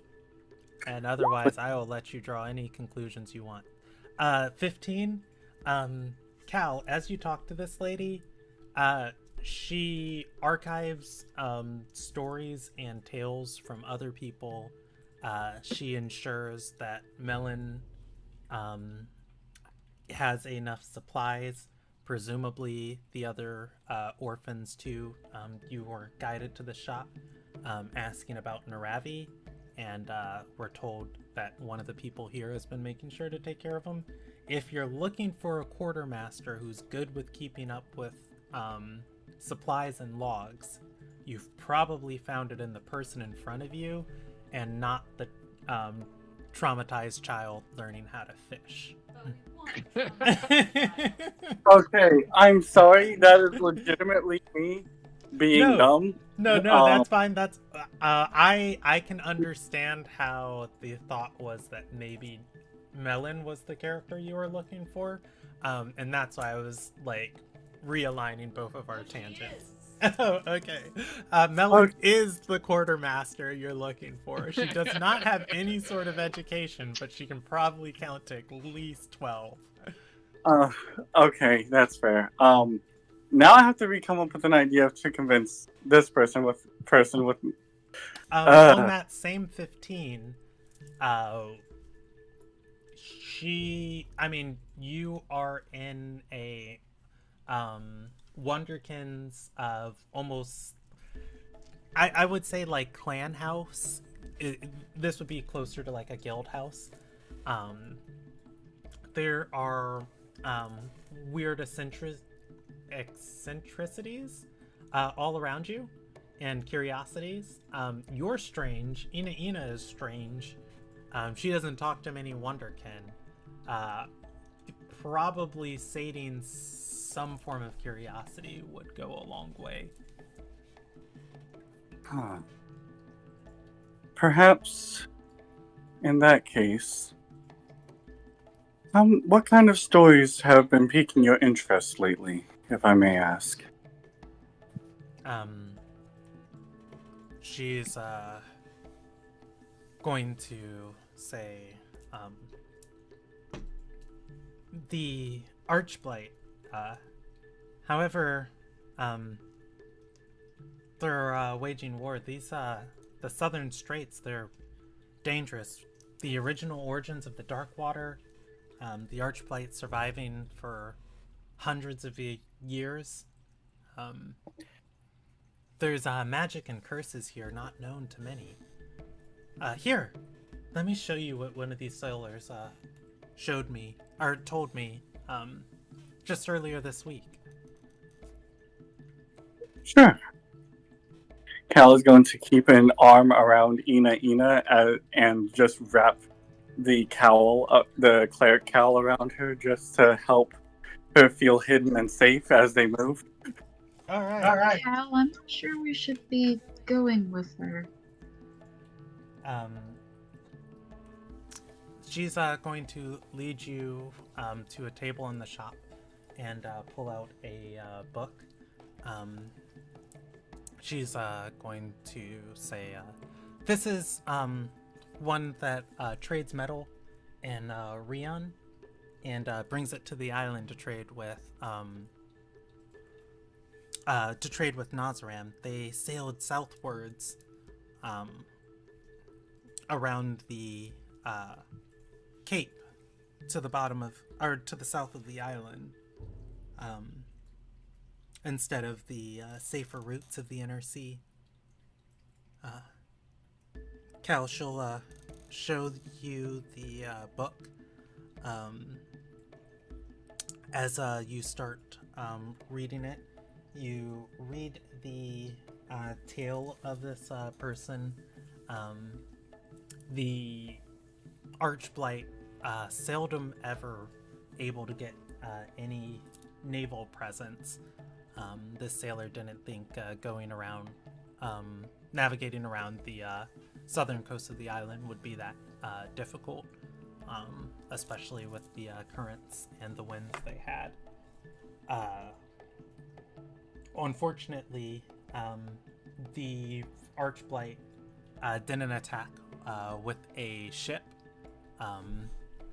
They attacked during a cruise ship in a fog coming straight out of the ocean itself, almost like a horror story.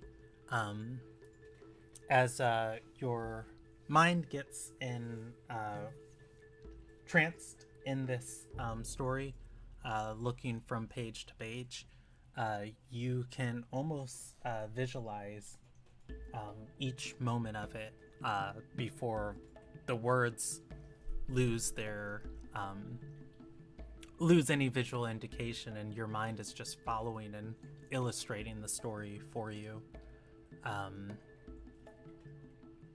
As this person gets to shore from a shipwreck, it is not over, and you are watching all of this happen,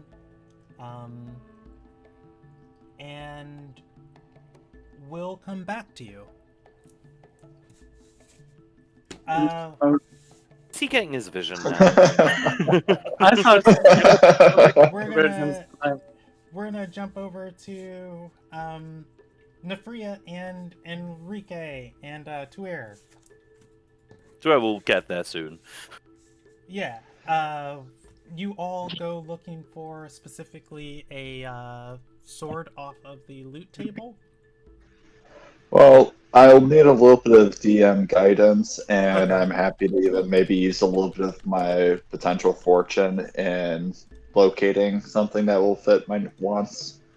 I currently have a dagger +2, but it would be boss if I could, with my dual wielding, have a second fun dagger.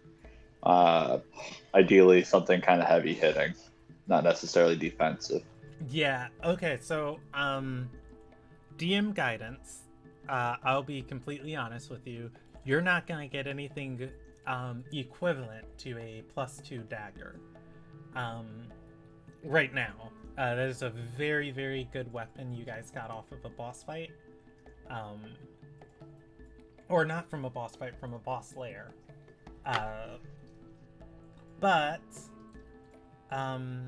Or no, Lynn gave that to you. That was Lynn's working weapon. Yeah, that's the one I took off. Yeah, that's the one I took off of the cell floor. Yeah, so you're not going to get anything to match Lynn's weapon currently. But how many loot But points better are you than a working plain with? dagger. I'm working with a dagger +2 and a plain dagger, so anything would be an improvement off of my plain dagger. I've got 4 loot points. 4 loot points. Okay, Rare so material. yeah, you can get a rare material. Unfortunately, nothing that you get is going to be really great in the situation you're prepping for. Walking around town and talking to some smiths, they will, as you ask about, you do find somebody who can craft you something interesting, but you'll have to provide the material. A advising Nefria as you are going underwater, having a weapon that works underwater would be very helpful, and you could get some sea steel weapons made. It is outside of your loot point range as far as like simply buying the weapons, but the smith will make them for you for a discounted price if you can provide the sea steel. What sort of check would I have to do to see if I know where some sea steel would be available? You just gotta fall into the dungeon master's trap. They will point you to a shop where you can trade some, if you so desire. I will be honest with you. It's gonna be the shop that Ina and Cal are at currently. Intriguing. I will follow that direction and thank the blacksmith and say we'll be back as soon as able. All right. Okay. You are going to head to you're gonna head to this clan house of Wonderkin. As soon as you step in, there are again that Sailor is still here transcribing his stories, and there are a handful of gnomes around a table writing for him. You see in the back of the shop at a different table, Cal and Ina and another gnome are sitting and reading out of a book. Cal has the book and he has his finger on it, reading page to page. After a minute or two of like nobody helping you, the lady in the back is going to notice you and stand up from the table and walk over. She'll approach you all and say, "Hi, how can we help you all?" Well, I see that some of my crew members are already here. I might join them if that's okay. Otherwise, any information regarding sea steel would be appreciated. She's going to think for a moment and say, "We have 3 bars of that we got from a Nosram officer." What Nazirim officer did you get that from? I feel like for Emmy's sake, it's going to be No. Okay. Nosram officer Steve. I know Steve. They are not an NPC. You can go I'll and say get more you seal know steel from. Steve on a 100 of a D100 roll 7. You do not know Steve. Okay. But she'll say a platoon came through town and stopped by here. But she'll lead you over to your friends. Before leading me over, how much are these bars? She's going to laugh for a moment and say, "Huh. Oh, it's almost like we're a proper shop. We don't sell them. We mostly curry good favor with the Navidars here in town. What are they worth to you?" I can offer a favor in the future. You say that you curry favor. I do anticipate being a productive customer. I can bring all sorts of wild things into our future adventures. She's going to say, "Oh, one sec," and she'll run over to a table, grab the open book off of it, and come back. She'll flip over to a new page and gesture for Nefria to sit and say, "Tell me how you got these two for your crew." Can Ina hear this? Yeah. My head is gonna shoot up and stare. At And Nefria. shake my head slowly. Our crew is comprised of a lot of different individuals with different long-term goals. I don't say that I've acquired the crew so much as they've joined me on my adventure.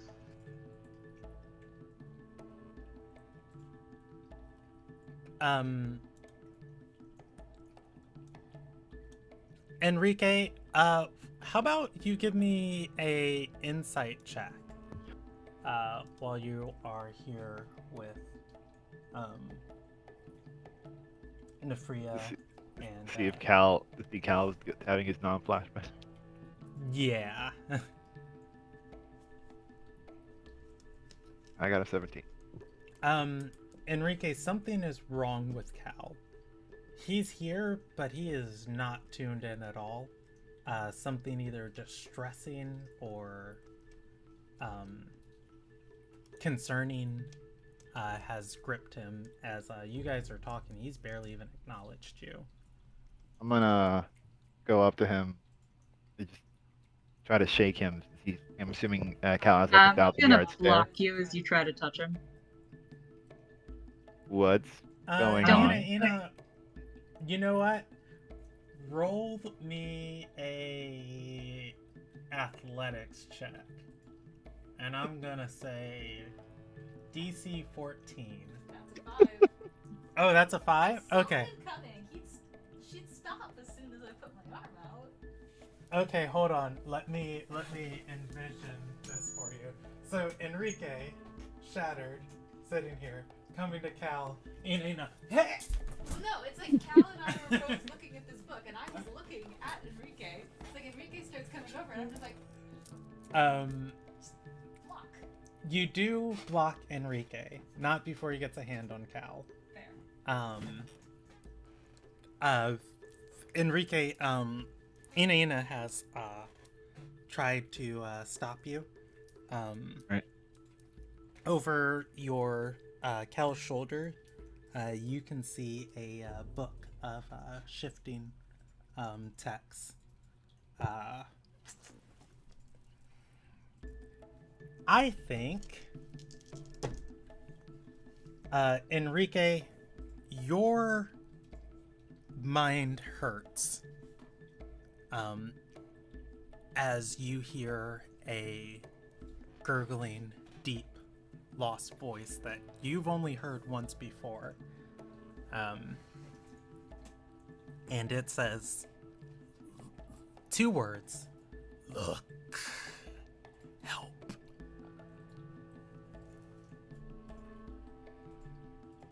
Gonna grab my head. What? What is that?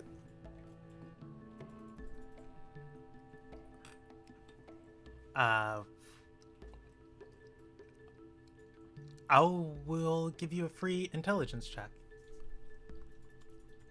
And I'll put the DC at 11.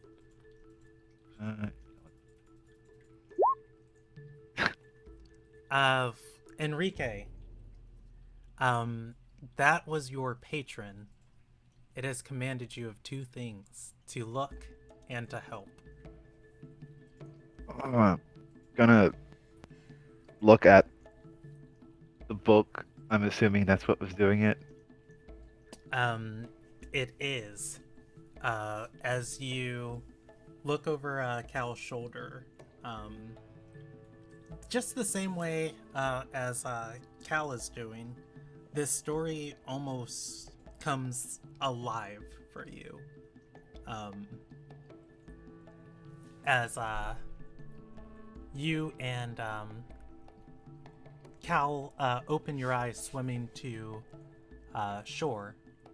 And yeah, I think we will do this now. What's our time at?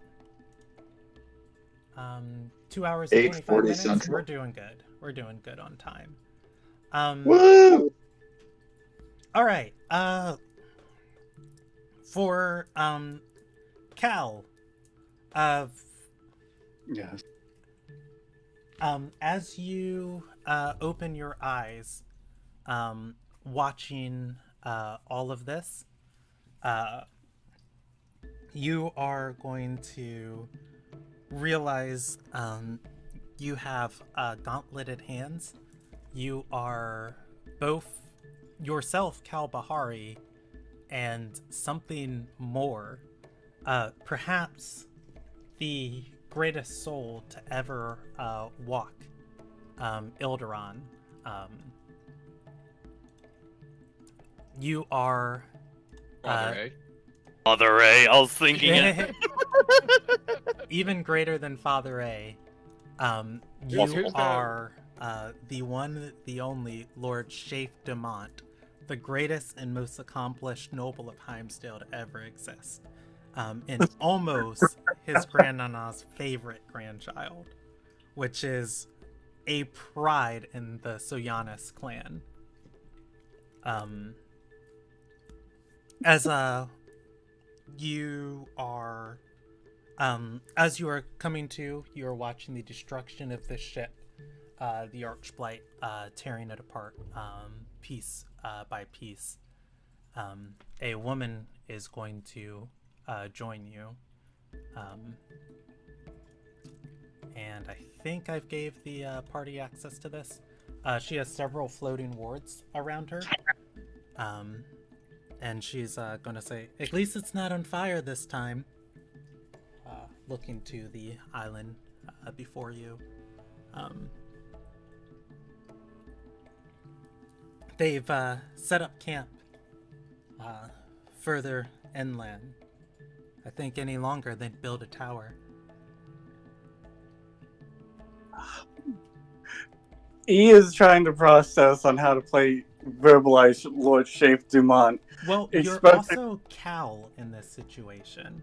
So you can try and play the part if you want, or, you can act as Cal would in this situation. She's gonna say, "Is something off? We saved you because you're good at killing. You can kill, right?" Yeah. Yes, I can do more than just kill. I can maim. That is, I don't know which one. I don't know which one. I don't think that's Cal or Shafe. Let's figure that out first. Yeah, that's Cal playing the part. Okay. I gave you access to the character sheet. So if you want, you can roll checks as Shafe, or you can roll checks. You can't roll anything. I can't roll anything at all. Just tell me what you want to roll. I also physically unable to see the character sheet for Lord Shafe Dumont because he is an NPC classified, Yeah. and I will send it to you. And I will let I'll let Wiz roll for you. Everyone has access to the sheet though. Okay, that's good. She's going to say, "Well, come on, As you both step into the forest, she's going to say, "Something's off about you, Enrique." Oh boy.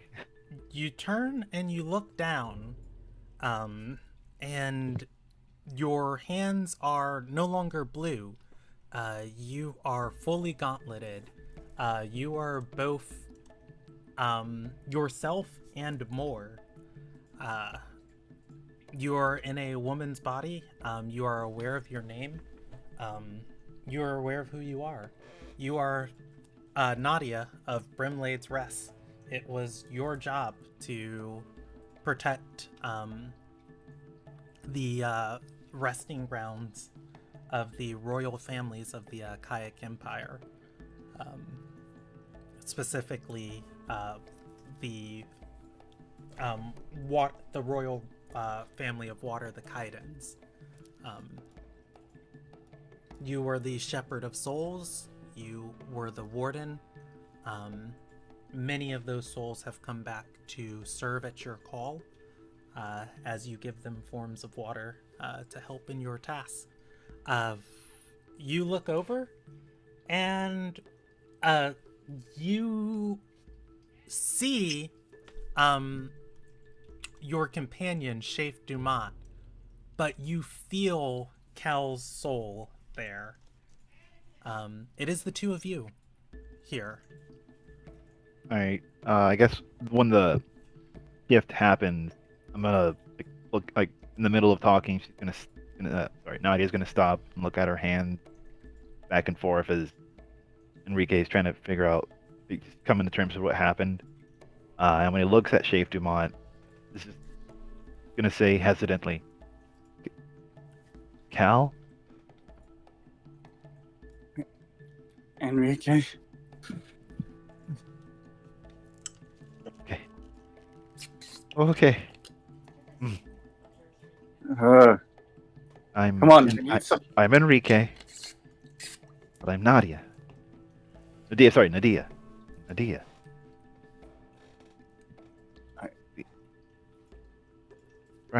Right. We have mission? No. We have to kill. Brain is trying to. Cal is legitimately. I'm imagining this from the outsider's perspective of the bio on Cal's body just looking like a loading bar. Do you all head deeper into the forest? We're gonna follow. Yeah, I guess follow like what the original body of mine wanted to do. Well, follow our instinct. Yeah, following instinct and trying to talk to Cal Shaif Dumont. Okay. So you all are Enrique and Cal Bahari. The mind of whatever was controlling this body has subsided somewhere else. You have access to remnants of those thoughts, but not those thoughts. That said, I'll allow you to roll intelligence checks if you so desire, history to try and remember things. But otherwise, you can head through the forest, and you have actually all been here before. This is the southern estate where this is the southern coast of the island where the princess's estate was. You've seen the small village around here. You've seen the princess's estate. As you're walking through the woods, things are very different. There are large swaths of plant life that have been killed, trees that have been hacked apart, where you would expect the village, of those fishers and the chefs and the servants who help out at the estate. It is been torn, ripped apart, the wood rotted away. It's almost sickening to be here. you can keep following these traces and scars further north into the forest, if you so desire. I won't make you roll any checks for it, but if you want to stop and do anything else, you are welcome to. Just Can I replace a survival check as a instincts check of what is it that Chief Dumont was trying to do? Yeah. I will let you roll that. What is that's wisdom for survival. Yes.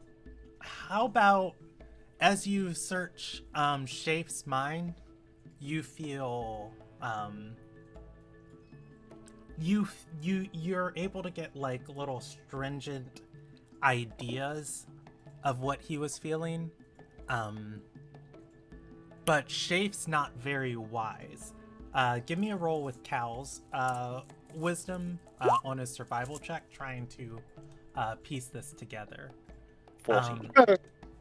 Cal, it would have been really, really nice if he was listening or had more on his mind than like wanton destruction.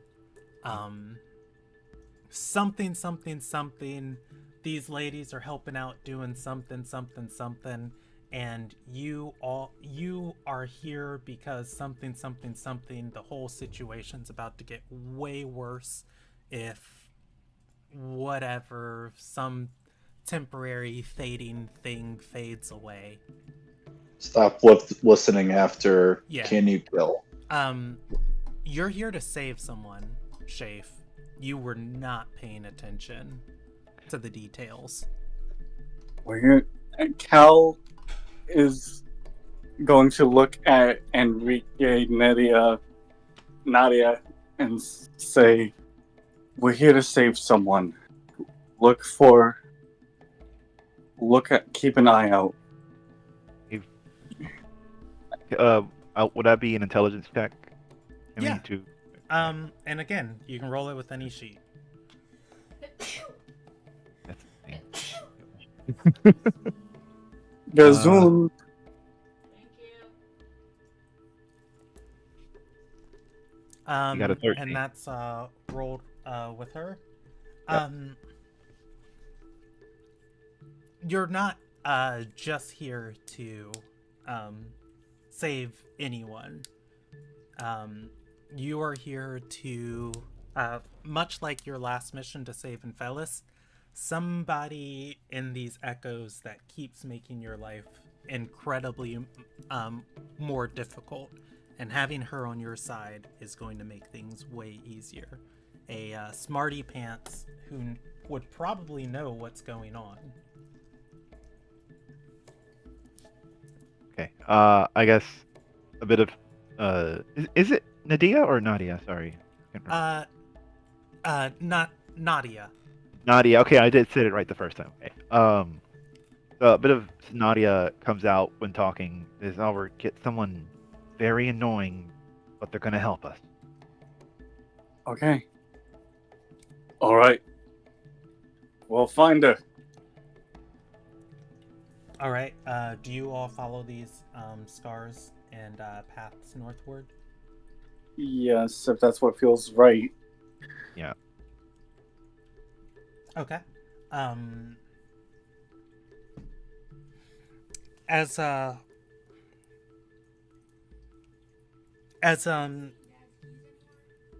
have not. Sorry. Sorry about that. As you all go going northwards, it is only a few moments until you run into scouts, and there is a reason that the two of you were sent. One scout sees you, and in a moment, for 4 Archblight Terrai are on you. Each one of them magically altered, sprinting through this woods. And where's the music? Unbelievable. Literally the worst. Right? That's my custom song that I uploaded. Let's try this. Hey, there we go. 2 Archblight Terrai are going to be sprinting after you. Their bodies not maintained at all. What you would expect of a Terrai. They look like zombies, half rotted away. This ichor inside of them smoking on the wind. But also part of their body shimmering. Their hand almost looking like a void of stars itself. I think I'll do cinematic combat. I won't make you guys roll or use any feats from your characters because you haven't had time to familiarize yourself with the class. But how about you each give me some strength saving throws or some strength checks or dexterity checks, just generally for how you fare. You will be able to dispatch them. But it is a dangerous, or not a dangerous, it is the first wave of what you expect to be a gauntlet. I'll roll a strength check as Shafe. Okay. If I can. 16. I'll roll Dex as Nadia. Thank you. I got a 14. All right. This first wave, you both are going to glaive up, sword up, charging through here. It is only moments before a scream goes off, a howl signaling more, and the Archblight is not all mindless zombies. In a moment, you see about a dozen undead being controlled by a necromancer of sorts, and it is going to take you guys a while to cut through these. How about you give me another check to see how fast and how brutal this goes? I'll 21. go ahead and give another strength check. Oh my Please. gosh, Nadia. Eesh, a 10. Yeah, Cal, Nadia is going to take the lead. She is supposed to be backing you up and defending you as you do that, but within a few moments she is going to create space for you to tackle the necromancer, and it is a difficult fight getting there, but once you are in a close quarters, you are able to make short work of him, and he's going to look up at you and say, "You're too late, she's not the one. We're wrong too." What do you mean? She's an echo, just like the rest of us. Gone in the passing wind. Echo?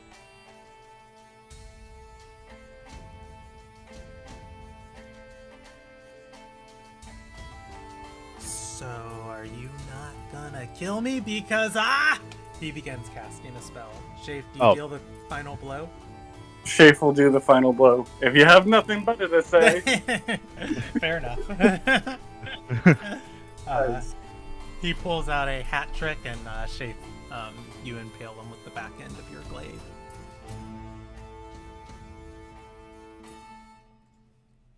Can't speak if you're dead. Trying not to point out that Archblight undead. Kind of already dead. Mhm. They weren't fully dead yet. I hate this person's I'm not breath. dead yet.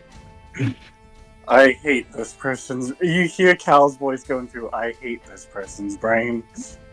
Um, as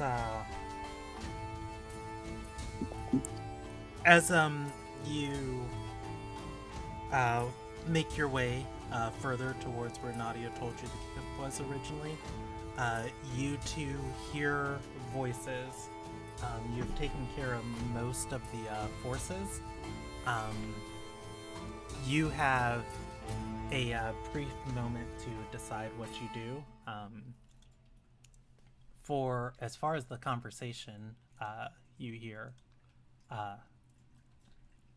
you are going to hear someone say, well, it's simply fascinating to say that this isn't real. You might be true in some senses, but a voice is going to say, how do I stop it from happening again?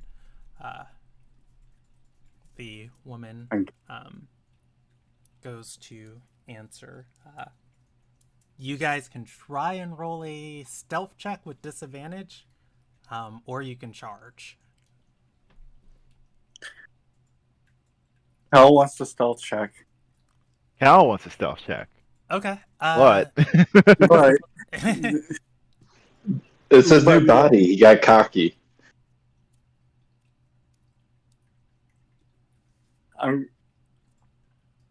we charging or stealthing? Well, I'm gonna follow what Shape Dumont will do. If Shape Dumont charges, Shape I'll back you up. Dumont's probably going to charge, knowing Shape Dumont. Back up Shape Shape Dumont is Dumont. also wearing plate mail. All right. Shafe is going to charge. And I am too, looks like. Shafe, you are going to sprint into this clearing that's been established. A post is being made. Stones have been piled up as the Archblade does. They have these weird runic stones in the ground that is drawing energy from the area. Standing before you, towering, is a large, completely golden skeleton. Its bones gilded. Gilded in gold. It holds a great sword in one hand, runes glowing along it. It looks at you. It looks at the woman on the post, and it's going to say, "You're useless!" As he pulls back his sword and moves to attack her. Gonna charge in there. Okay. Shafe is going to attack and defend. No, Nadia. Huh? Yeah. Yeah. You are going to. Your instincts come back to you. If you see on your sheet these armaments that are floating around you, Yeah. these spirits obey your command. As the skeleton moves to strike the woman you've come to save, the corrupting energy flowing from his sword, you can command the spirits to protect her. Oh, I see. Yeah, you- full of sworn bird. You are aware of essentially of his attack roll. It is 14. She gets hit unless you do something.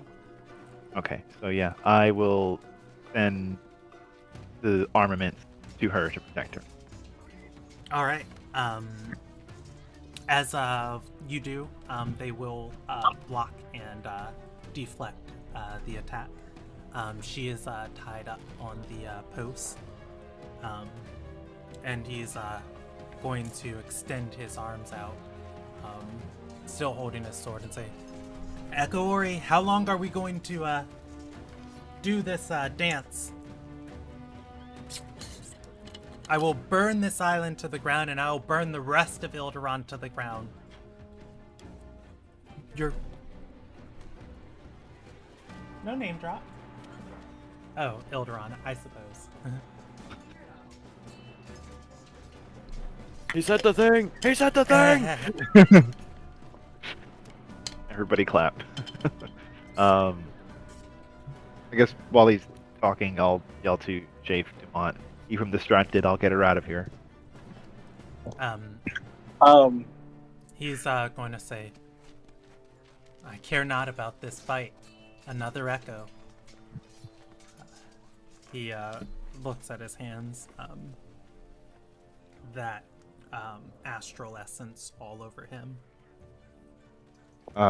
He's going to shake his head and turn, walking away. A cloud erupts around him before the breeze blows the poisonous smoke away. He is gone. Okay. If he's, I guess, while he's walking away, kind of annoyed about hearing Echo again, I'll yell out, "What do you mean, Echo? What's going on?"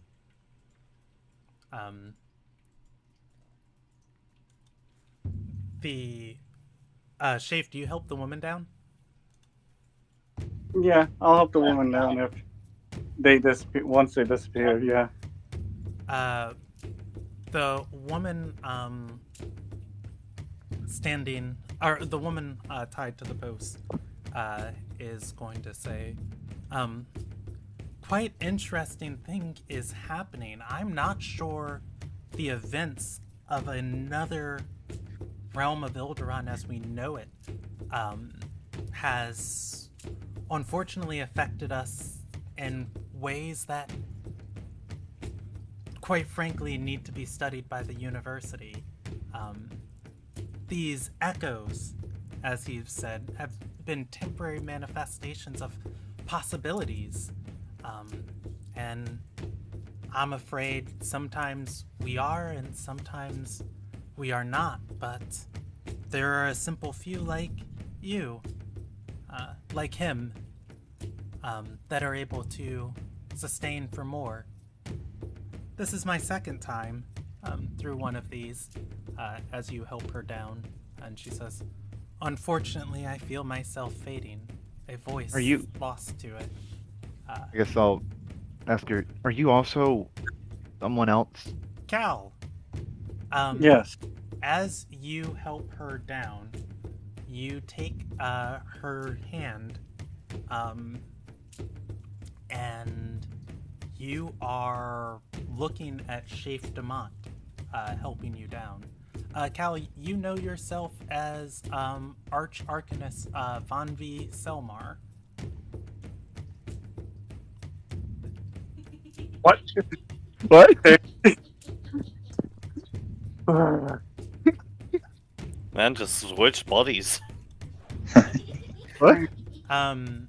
What one brain processing of Cal of just I'm Von V. Somar. Shafe is going to shake his head and say, "Did we get him? We kill him? We got the smarty pants? You ladies good now? Oh, where are we going next? She can get us to the next one, right?"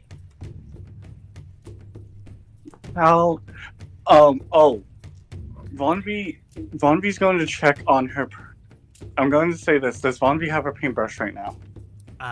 Cal, you have, I'm sending him a screenshot of the sheet. Oh, okay, yeah. Thank you. Cal, you have your paintbrush and other supplies. I will say you guys feel things around you changing quickly. Cal, you have a moment if you want to do or ask any questions. Shafe is the only person here who might know something, as unfortunately, Enrique is in the other body you were possessing. I will give you 3 questions to Shafe, as he looks around and says, "Oh, we really got to get out of here." What happened? Who hired you? Who are you? What No, was? who hired you? He's going to say, her boss, that dragon lady, uh, Kralos, Acadirius. He's going to start pulling you guys towards shore. He's gonna say, we get in the water, it's all connected. Somehow, you're gonna find us another echo, and we'll be perfectly fine. Right? Right. Cal, you've got 2 more questions. How many other echoes have we found already? He's gonna say, wait, aren't you supposed to be the one tracking that? I don't know. They got me last week, I think. What's a week here? He looks to Nadia. Oh, shrug. She ain't that smart, is she? He's just as smart as Enrique. No, not insulting Nadia, insulting Vanvi, the smart person you guys came to save. Oh, sorry, that was Shapes. Vanvi is going to draw a forgotten symbol in the air with her paintbrush towards Nadia, while looking at Shafe and saying, "What was the last thing you remember doing?" As you guys run back to the, you guys are running to the shore as all of this is happening. He's gonna say, it's weird. I've got memories from things that never happened, life in Ardor, but I'm still at I've got memories from a life in Ardor, but I haven't left Grandnana's estate yet. Not until I can outdo Cousin Darla. I'll be damned if I let her be the favorite any longer. With that, Shafe is going to wade waist deep in the water, gesturing for you all to follow. You turn around behind you and you see the astral sea sweeping over this place.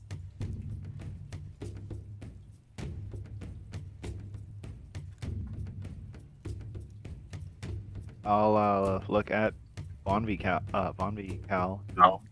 Say, do we follow him? He's alright. Escape out of here, Nadia. We gotta make sure that we make it out of here. Right. All right.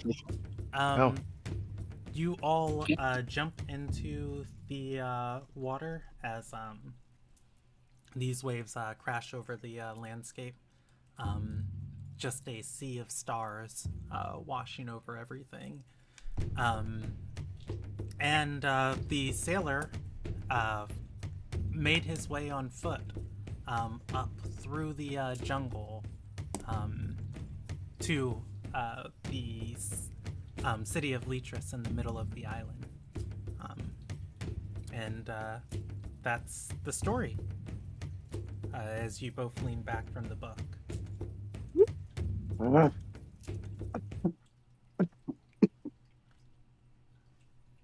Also, thank you, Wiz. My pleasure. Enrique's gonna stumble back, try to catch himself. Just Can I catch him? You can. See? Oh, you know what? I'll give you guys a extra little something. Cal, everything there felt ephemeral almost fading to be lost. Something changed when you connected with Vombi. Something felt more permanent. While you're not sure if that was real, you feel like you had a active impression on it, or an active impact on whatever it was.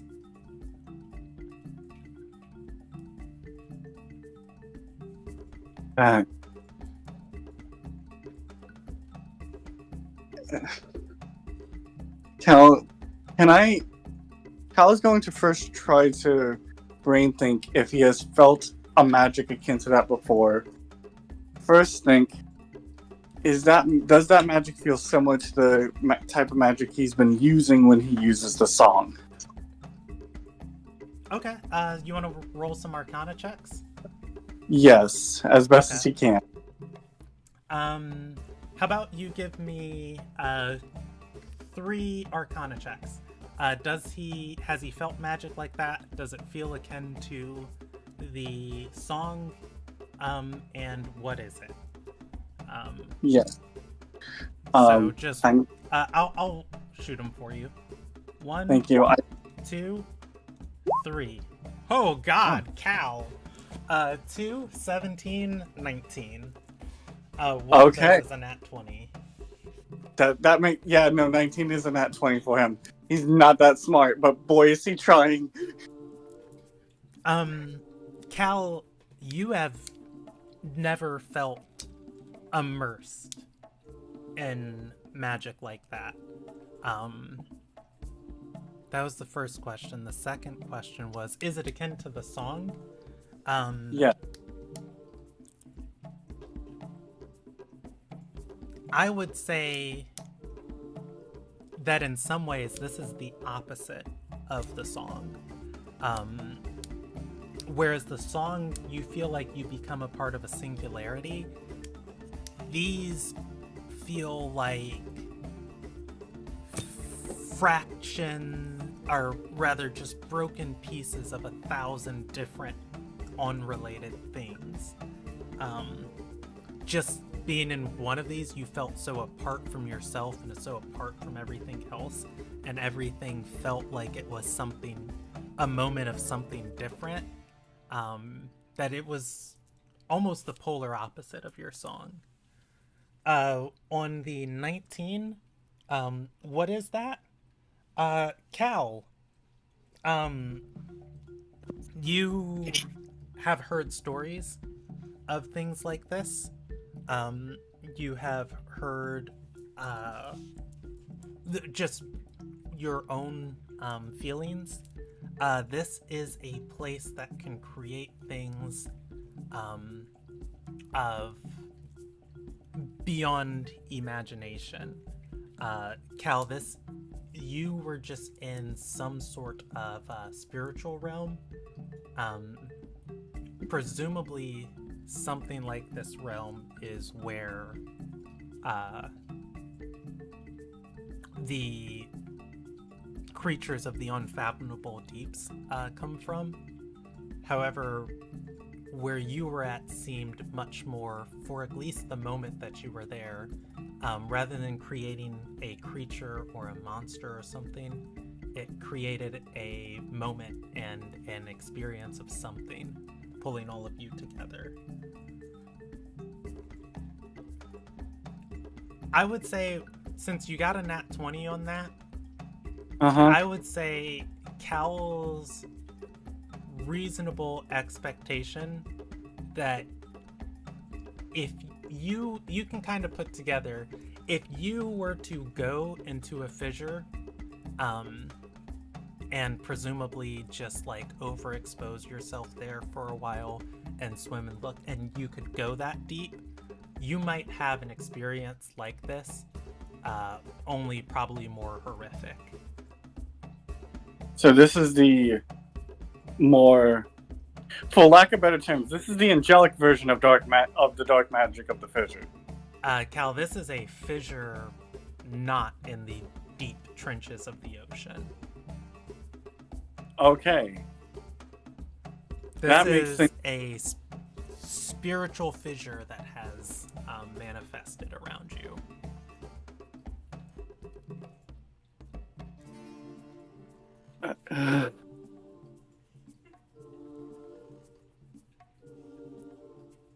And that is That- extra info you get from your nat 20, even though it's a 19 with your -1 arcana. Yeah, no, Cal is not the smartest person, but the fact that he was able to piece that together, I am proud of him. Yeah. Enrique, you are back too. How mean would it be if Enrique is just still Nadia, like, all right, when's this thing end? She's just vibing. Switch bodies, Nadia is now Enrique. Yeah. As I'm you're go- sitting there and breathing, Aaron is going to say, fascinating, isn't it? This is what we get to do all day long. I hate this. She's I- going to get up and go to a shelf and bring over a stepstool and say, do you want to read another? No. Not right now, but Are you okay? Cal is going to give her the look of. It's basically the look of I've discovered something and I can't speak it right now. And he gives her the sign for later. She'll nod Like- and look suspiciously at the shopkeeper. You said you chronologize stories like this, correct? She's gonna nod and say, it's been a, from what we've seen, a increase of Archblade activity in these waters, but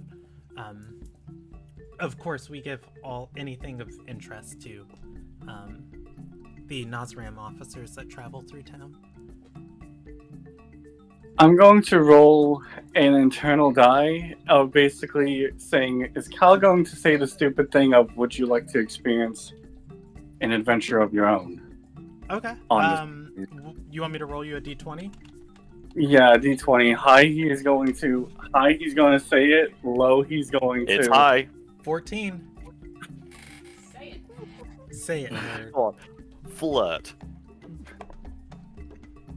You know, with what adventures we're about to be going on and legends that I have seen myself, how would you prefer to be able to recite and record these findings firsthand?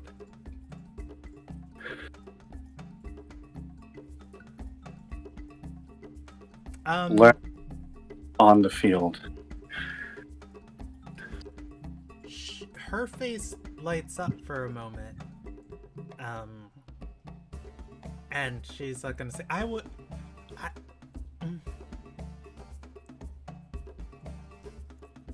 as she pauses, and she's gonna say, poor little Naravi, if I left, I haven't seen the mentor I got him set up with in the past couple of days. I would need at least a day or two to make sure the boy's okay before I could give you any certain answer. Naravi? No, you did did- not. No, You we didn't Kill kill the his master. mentor. Yeah, you Yeah. killed the blacksmith. You say that out loud? No. Okay.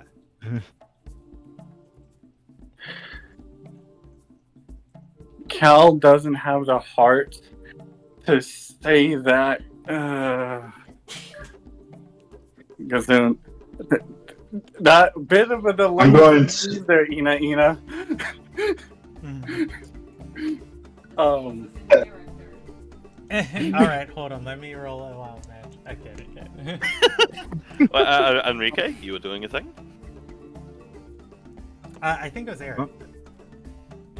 Nefria is going to chime in that we have plans to embark most likely tomorrow. What would make this go smoother? How can you get onto our ships faster? she's going to look around and say, if I could ensure Naravi just had gold and food for at least 2 months when I come back to port to check on him, or if a Navadar took him in. We wanted a kid. You've already had Naravi on your ship. Naravi does not like being on the ship. Well, quick thing. He didn't like that Naravi's initially terrified because of he was Fei-Fei. he didn't like that initially because he was a prisoner. But here's the thing: he's a blacksmith, or at least was a blacksmith's apprentice. He could help us out with our cannon issue. He could probably learn from our shipwright also and learn some From the old man. spectacular traits. It'd honestly be perfect. He needs to have fingers. He does have fingers for now. And Naravi has fingers. And he can help watch the kids. All right. She's going to say, if he has a place and he's safe and set up, I could leave my Yandar for a few months.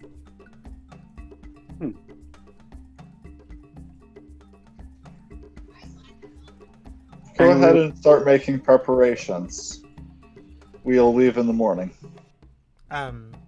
First light. She's going to say, you wanted sea steel? Yes. And she'll nod and say, I can part with the bar for payment for Naravi's travels. Captain, can I speak with you? Of course. I'll step aside with Inena. Are you sure this is a good idea? She collects strange things. We have a lot of strange people. I'm legitimately was half tempted to say, as proof of strange things, rips off gills, gives it to her. She's already fascinated with Kalbahari. Is it really smart to bring her with us? Above board, I'm not sure how to go about this because I think that this could be a great plot point, but I see the characters' hesitations. I mean, you're a captain. Say yes, and I'll go along with it.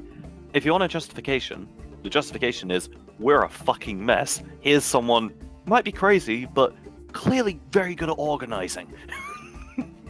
I also have a spectacular painting of Acadarius in my room that I'd like to get some more information on. And you and I are both My character- experiencing visions. I want to get more information on that. So my curiosity trumps this. We're going to move forward with adding them to our group. Okay. All right. In which case,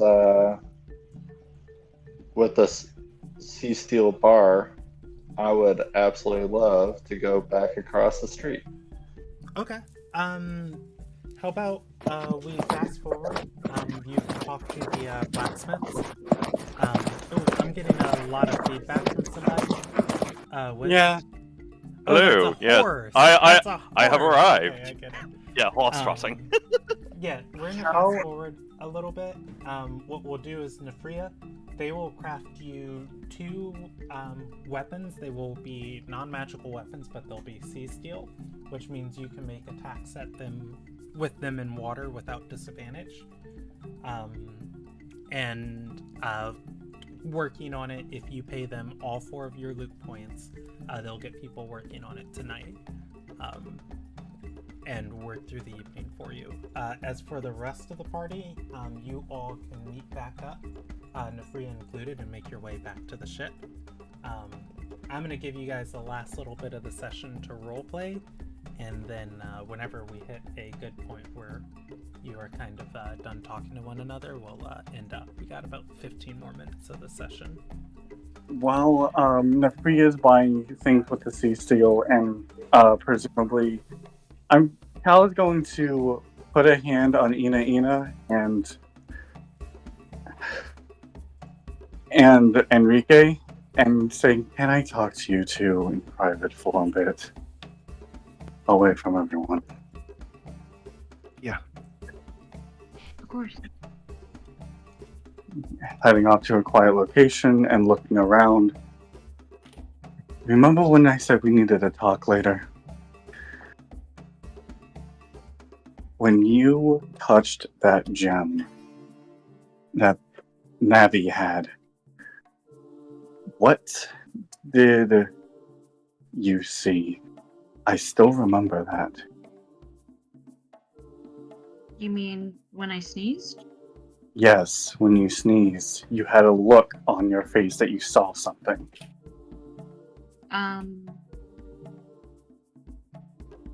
I thought that my wild magic was going off. I just saw some weird vision. What kind of weird vision? Were you in someone else's body? So I was right. That is what was happening to you. Yes. And Enrique. I presume? Wait, like together? Yes. Yeah. We were. I was- Nefria and I were separate. We were in the same instance, and I swapped bodies mid-instance. Yeah, you touched her, and then you became her. I went from... Maybe they aren't the same then? I never switched bodies, and yours seemed linked to that weird book. Not just a weird book. There's probably other triggers to it. Because... And Cal is going to literally get down at Ina's level. I might not be the most knowledgeable on this topic. But... thinking on it, those were many fissures. Ina's eyes kind of go wide, and she takes like half a step back. That's not possible, Cal. We're on the surface now. The spell that I have been casting, it is the inversion of that, of what we've been feeling. And it feels just like those fissures. I've not been close enough to it, but from what I can understand and piece together, it's if you stayed close enough to it, it would be very akin to what we were experiencing. I know it's hard to believe, and I know you're probably afraid. But that's why I was asking if she would come along, because she has already prior knowledge. If it's anything like the fissures, then we need to get away from it, not bring it with us. She's not the reason why these fissures are happening, but she is studying what is You don't know that. What if she's using some weird magic to make it? You're right, I don't know that. But I'd rather us being able to understand and comprehend what's going on than just running away in fear and hide and let somebody else find it. Somebody else who can't handle it. Or somebody else who won't be willing to do what's right with it. Enrique, you were there with me.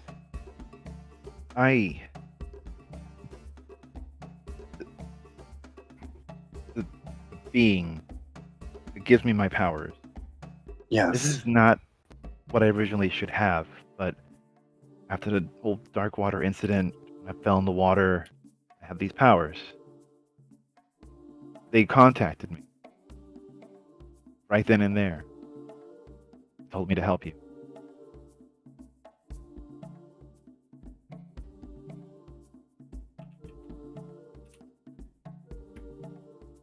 Tell the captain about this. I already told her everything about mine, and she had the first one. Yeah. When we get back to the ship, walk away. I'm gonna look at Cal. When we get back to the ship, we're gonna have to all try to put a story together. I don't know how much they have. They mentioned something about echoes, and Dumont. He said something about another hymn.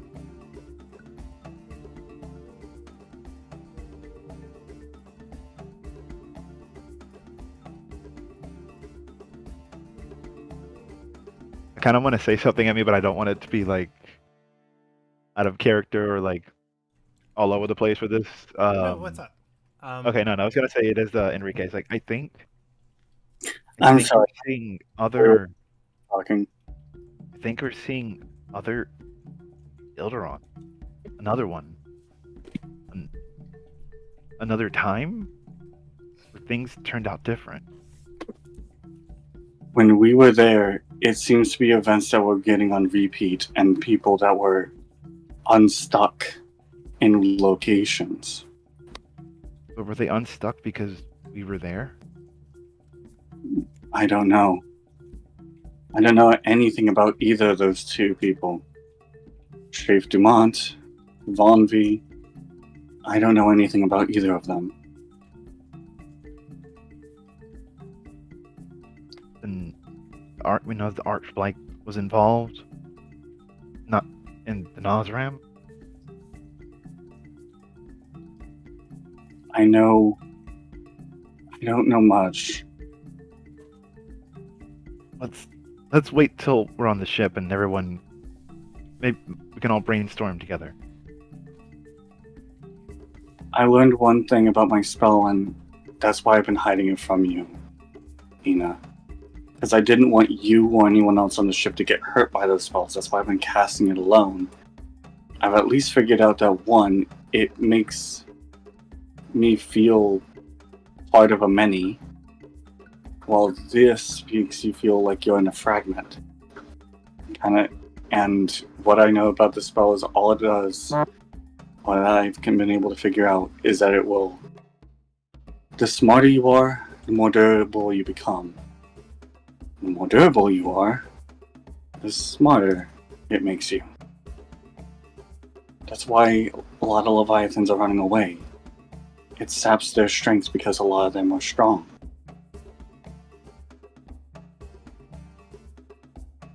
I wanted you to be one of the first ones to know because I trust you and I've been through so much with you.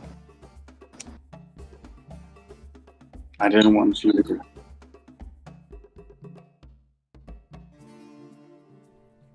Ina walk back to the ship. I'm Oh. listening. Sorry. Okay. I didn't know because my phone literally died Yeah, I realized. midway through the conversation. Okay. I'm gonna jump back in since we're getting close to our end time. Jumping over to the ship. Jordan, are you still there? You're muted, Jordan. I am unmute.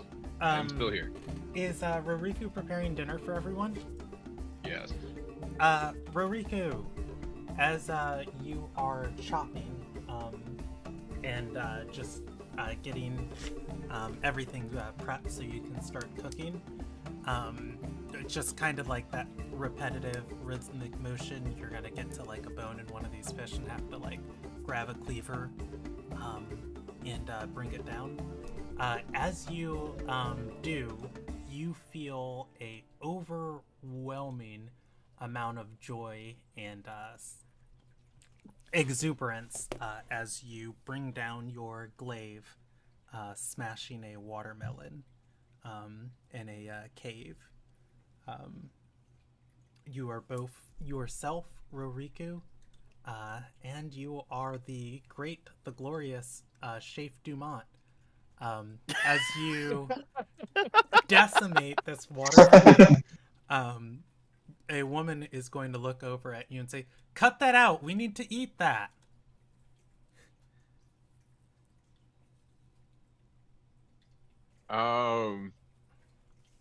I'm going to turn to the woman and go, I'm sorry, it's just so much fun. It's like smashing heads.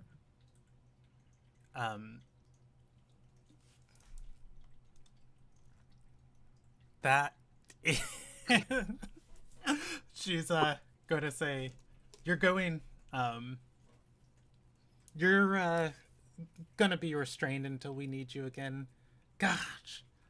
She waves a hand, and water is going to start pouring around Shafe and restraining you. The glorious Shafe Dumont cannot be restrained, and you're back on your ship. What a weird vision. Yeah, I shake my head and go, We're gonna end there for the night, and we will pick up next week. Thank you everybody for watching. 2 weeks. Ooh, 2 weeks. You're right. Gosh, don't show up next week. I won't be here. I mean, you will. Just it'll be with a completely different cast. Yeah. We'll be at the Ren Fest this time next week. No, Sunday I'll be DMing. Remember we swapped because you wanted to go on Saturday? We're going on Saturday. Yeah. Right. Okay. Let me check your guys' milestones because I think I'm gonna give you a milestone there, and I don't have any recorded for you guys are level 5 right now. Yes. yes. Okay, so I think that's gonna be your first level 5 one. Would it be? We became level 5 just before the fight against I've already Miyago? forgotten Miyago. Okay. Yeah, quite a bit has I... happened. Oh, Since then. 3 milestones. I didn't record it over from one session. So session 12 you got 3. Session 12 you were at 3. Session 13 you learned the Admiral was the one dooming people, so I will give you a milestone for that. Your own reward in session 14 was all the crewmates you guys got. So I'm going to move you guys to 5 milestones and level you up to 6. You if you need help leveling up your character, just contact me in the next 2 weeks and we'll sit down and make a time to do it. And your next session will be on the 9th of June. Oh, and just real quick, between sessions, just assume in the background that we've gone and bought essentially like 2 or 3 completely new outfits for Navi, for Gale. Oh even. yeah, of course. Thank you as well as a new pistol and/or hand crossbow if not available. Okay, thank you everybody for watching. You're welcome to hang out with us, and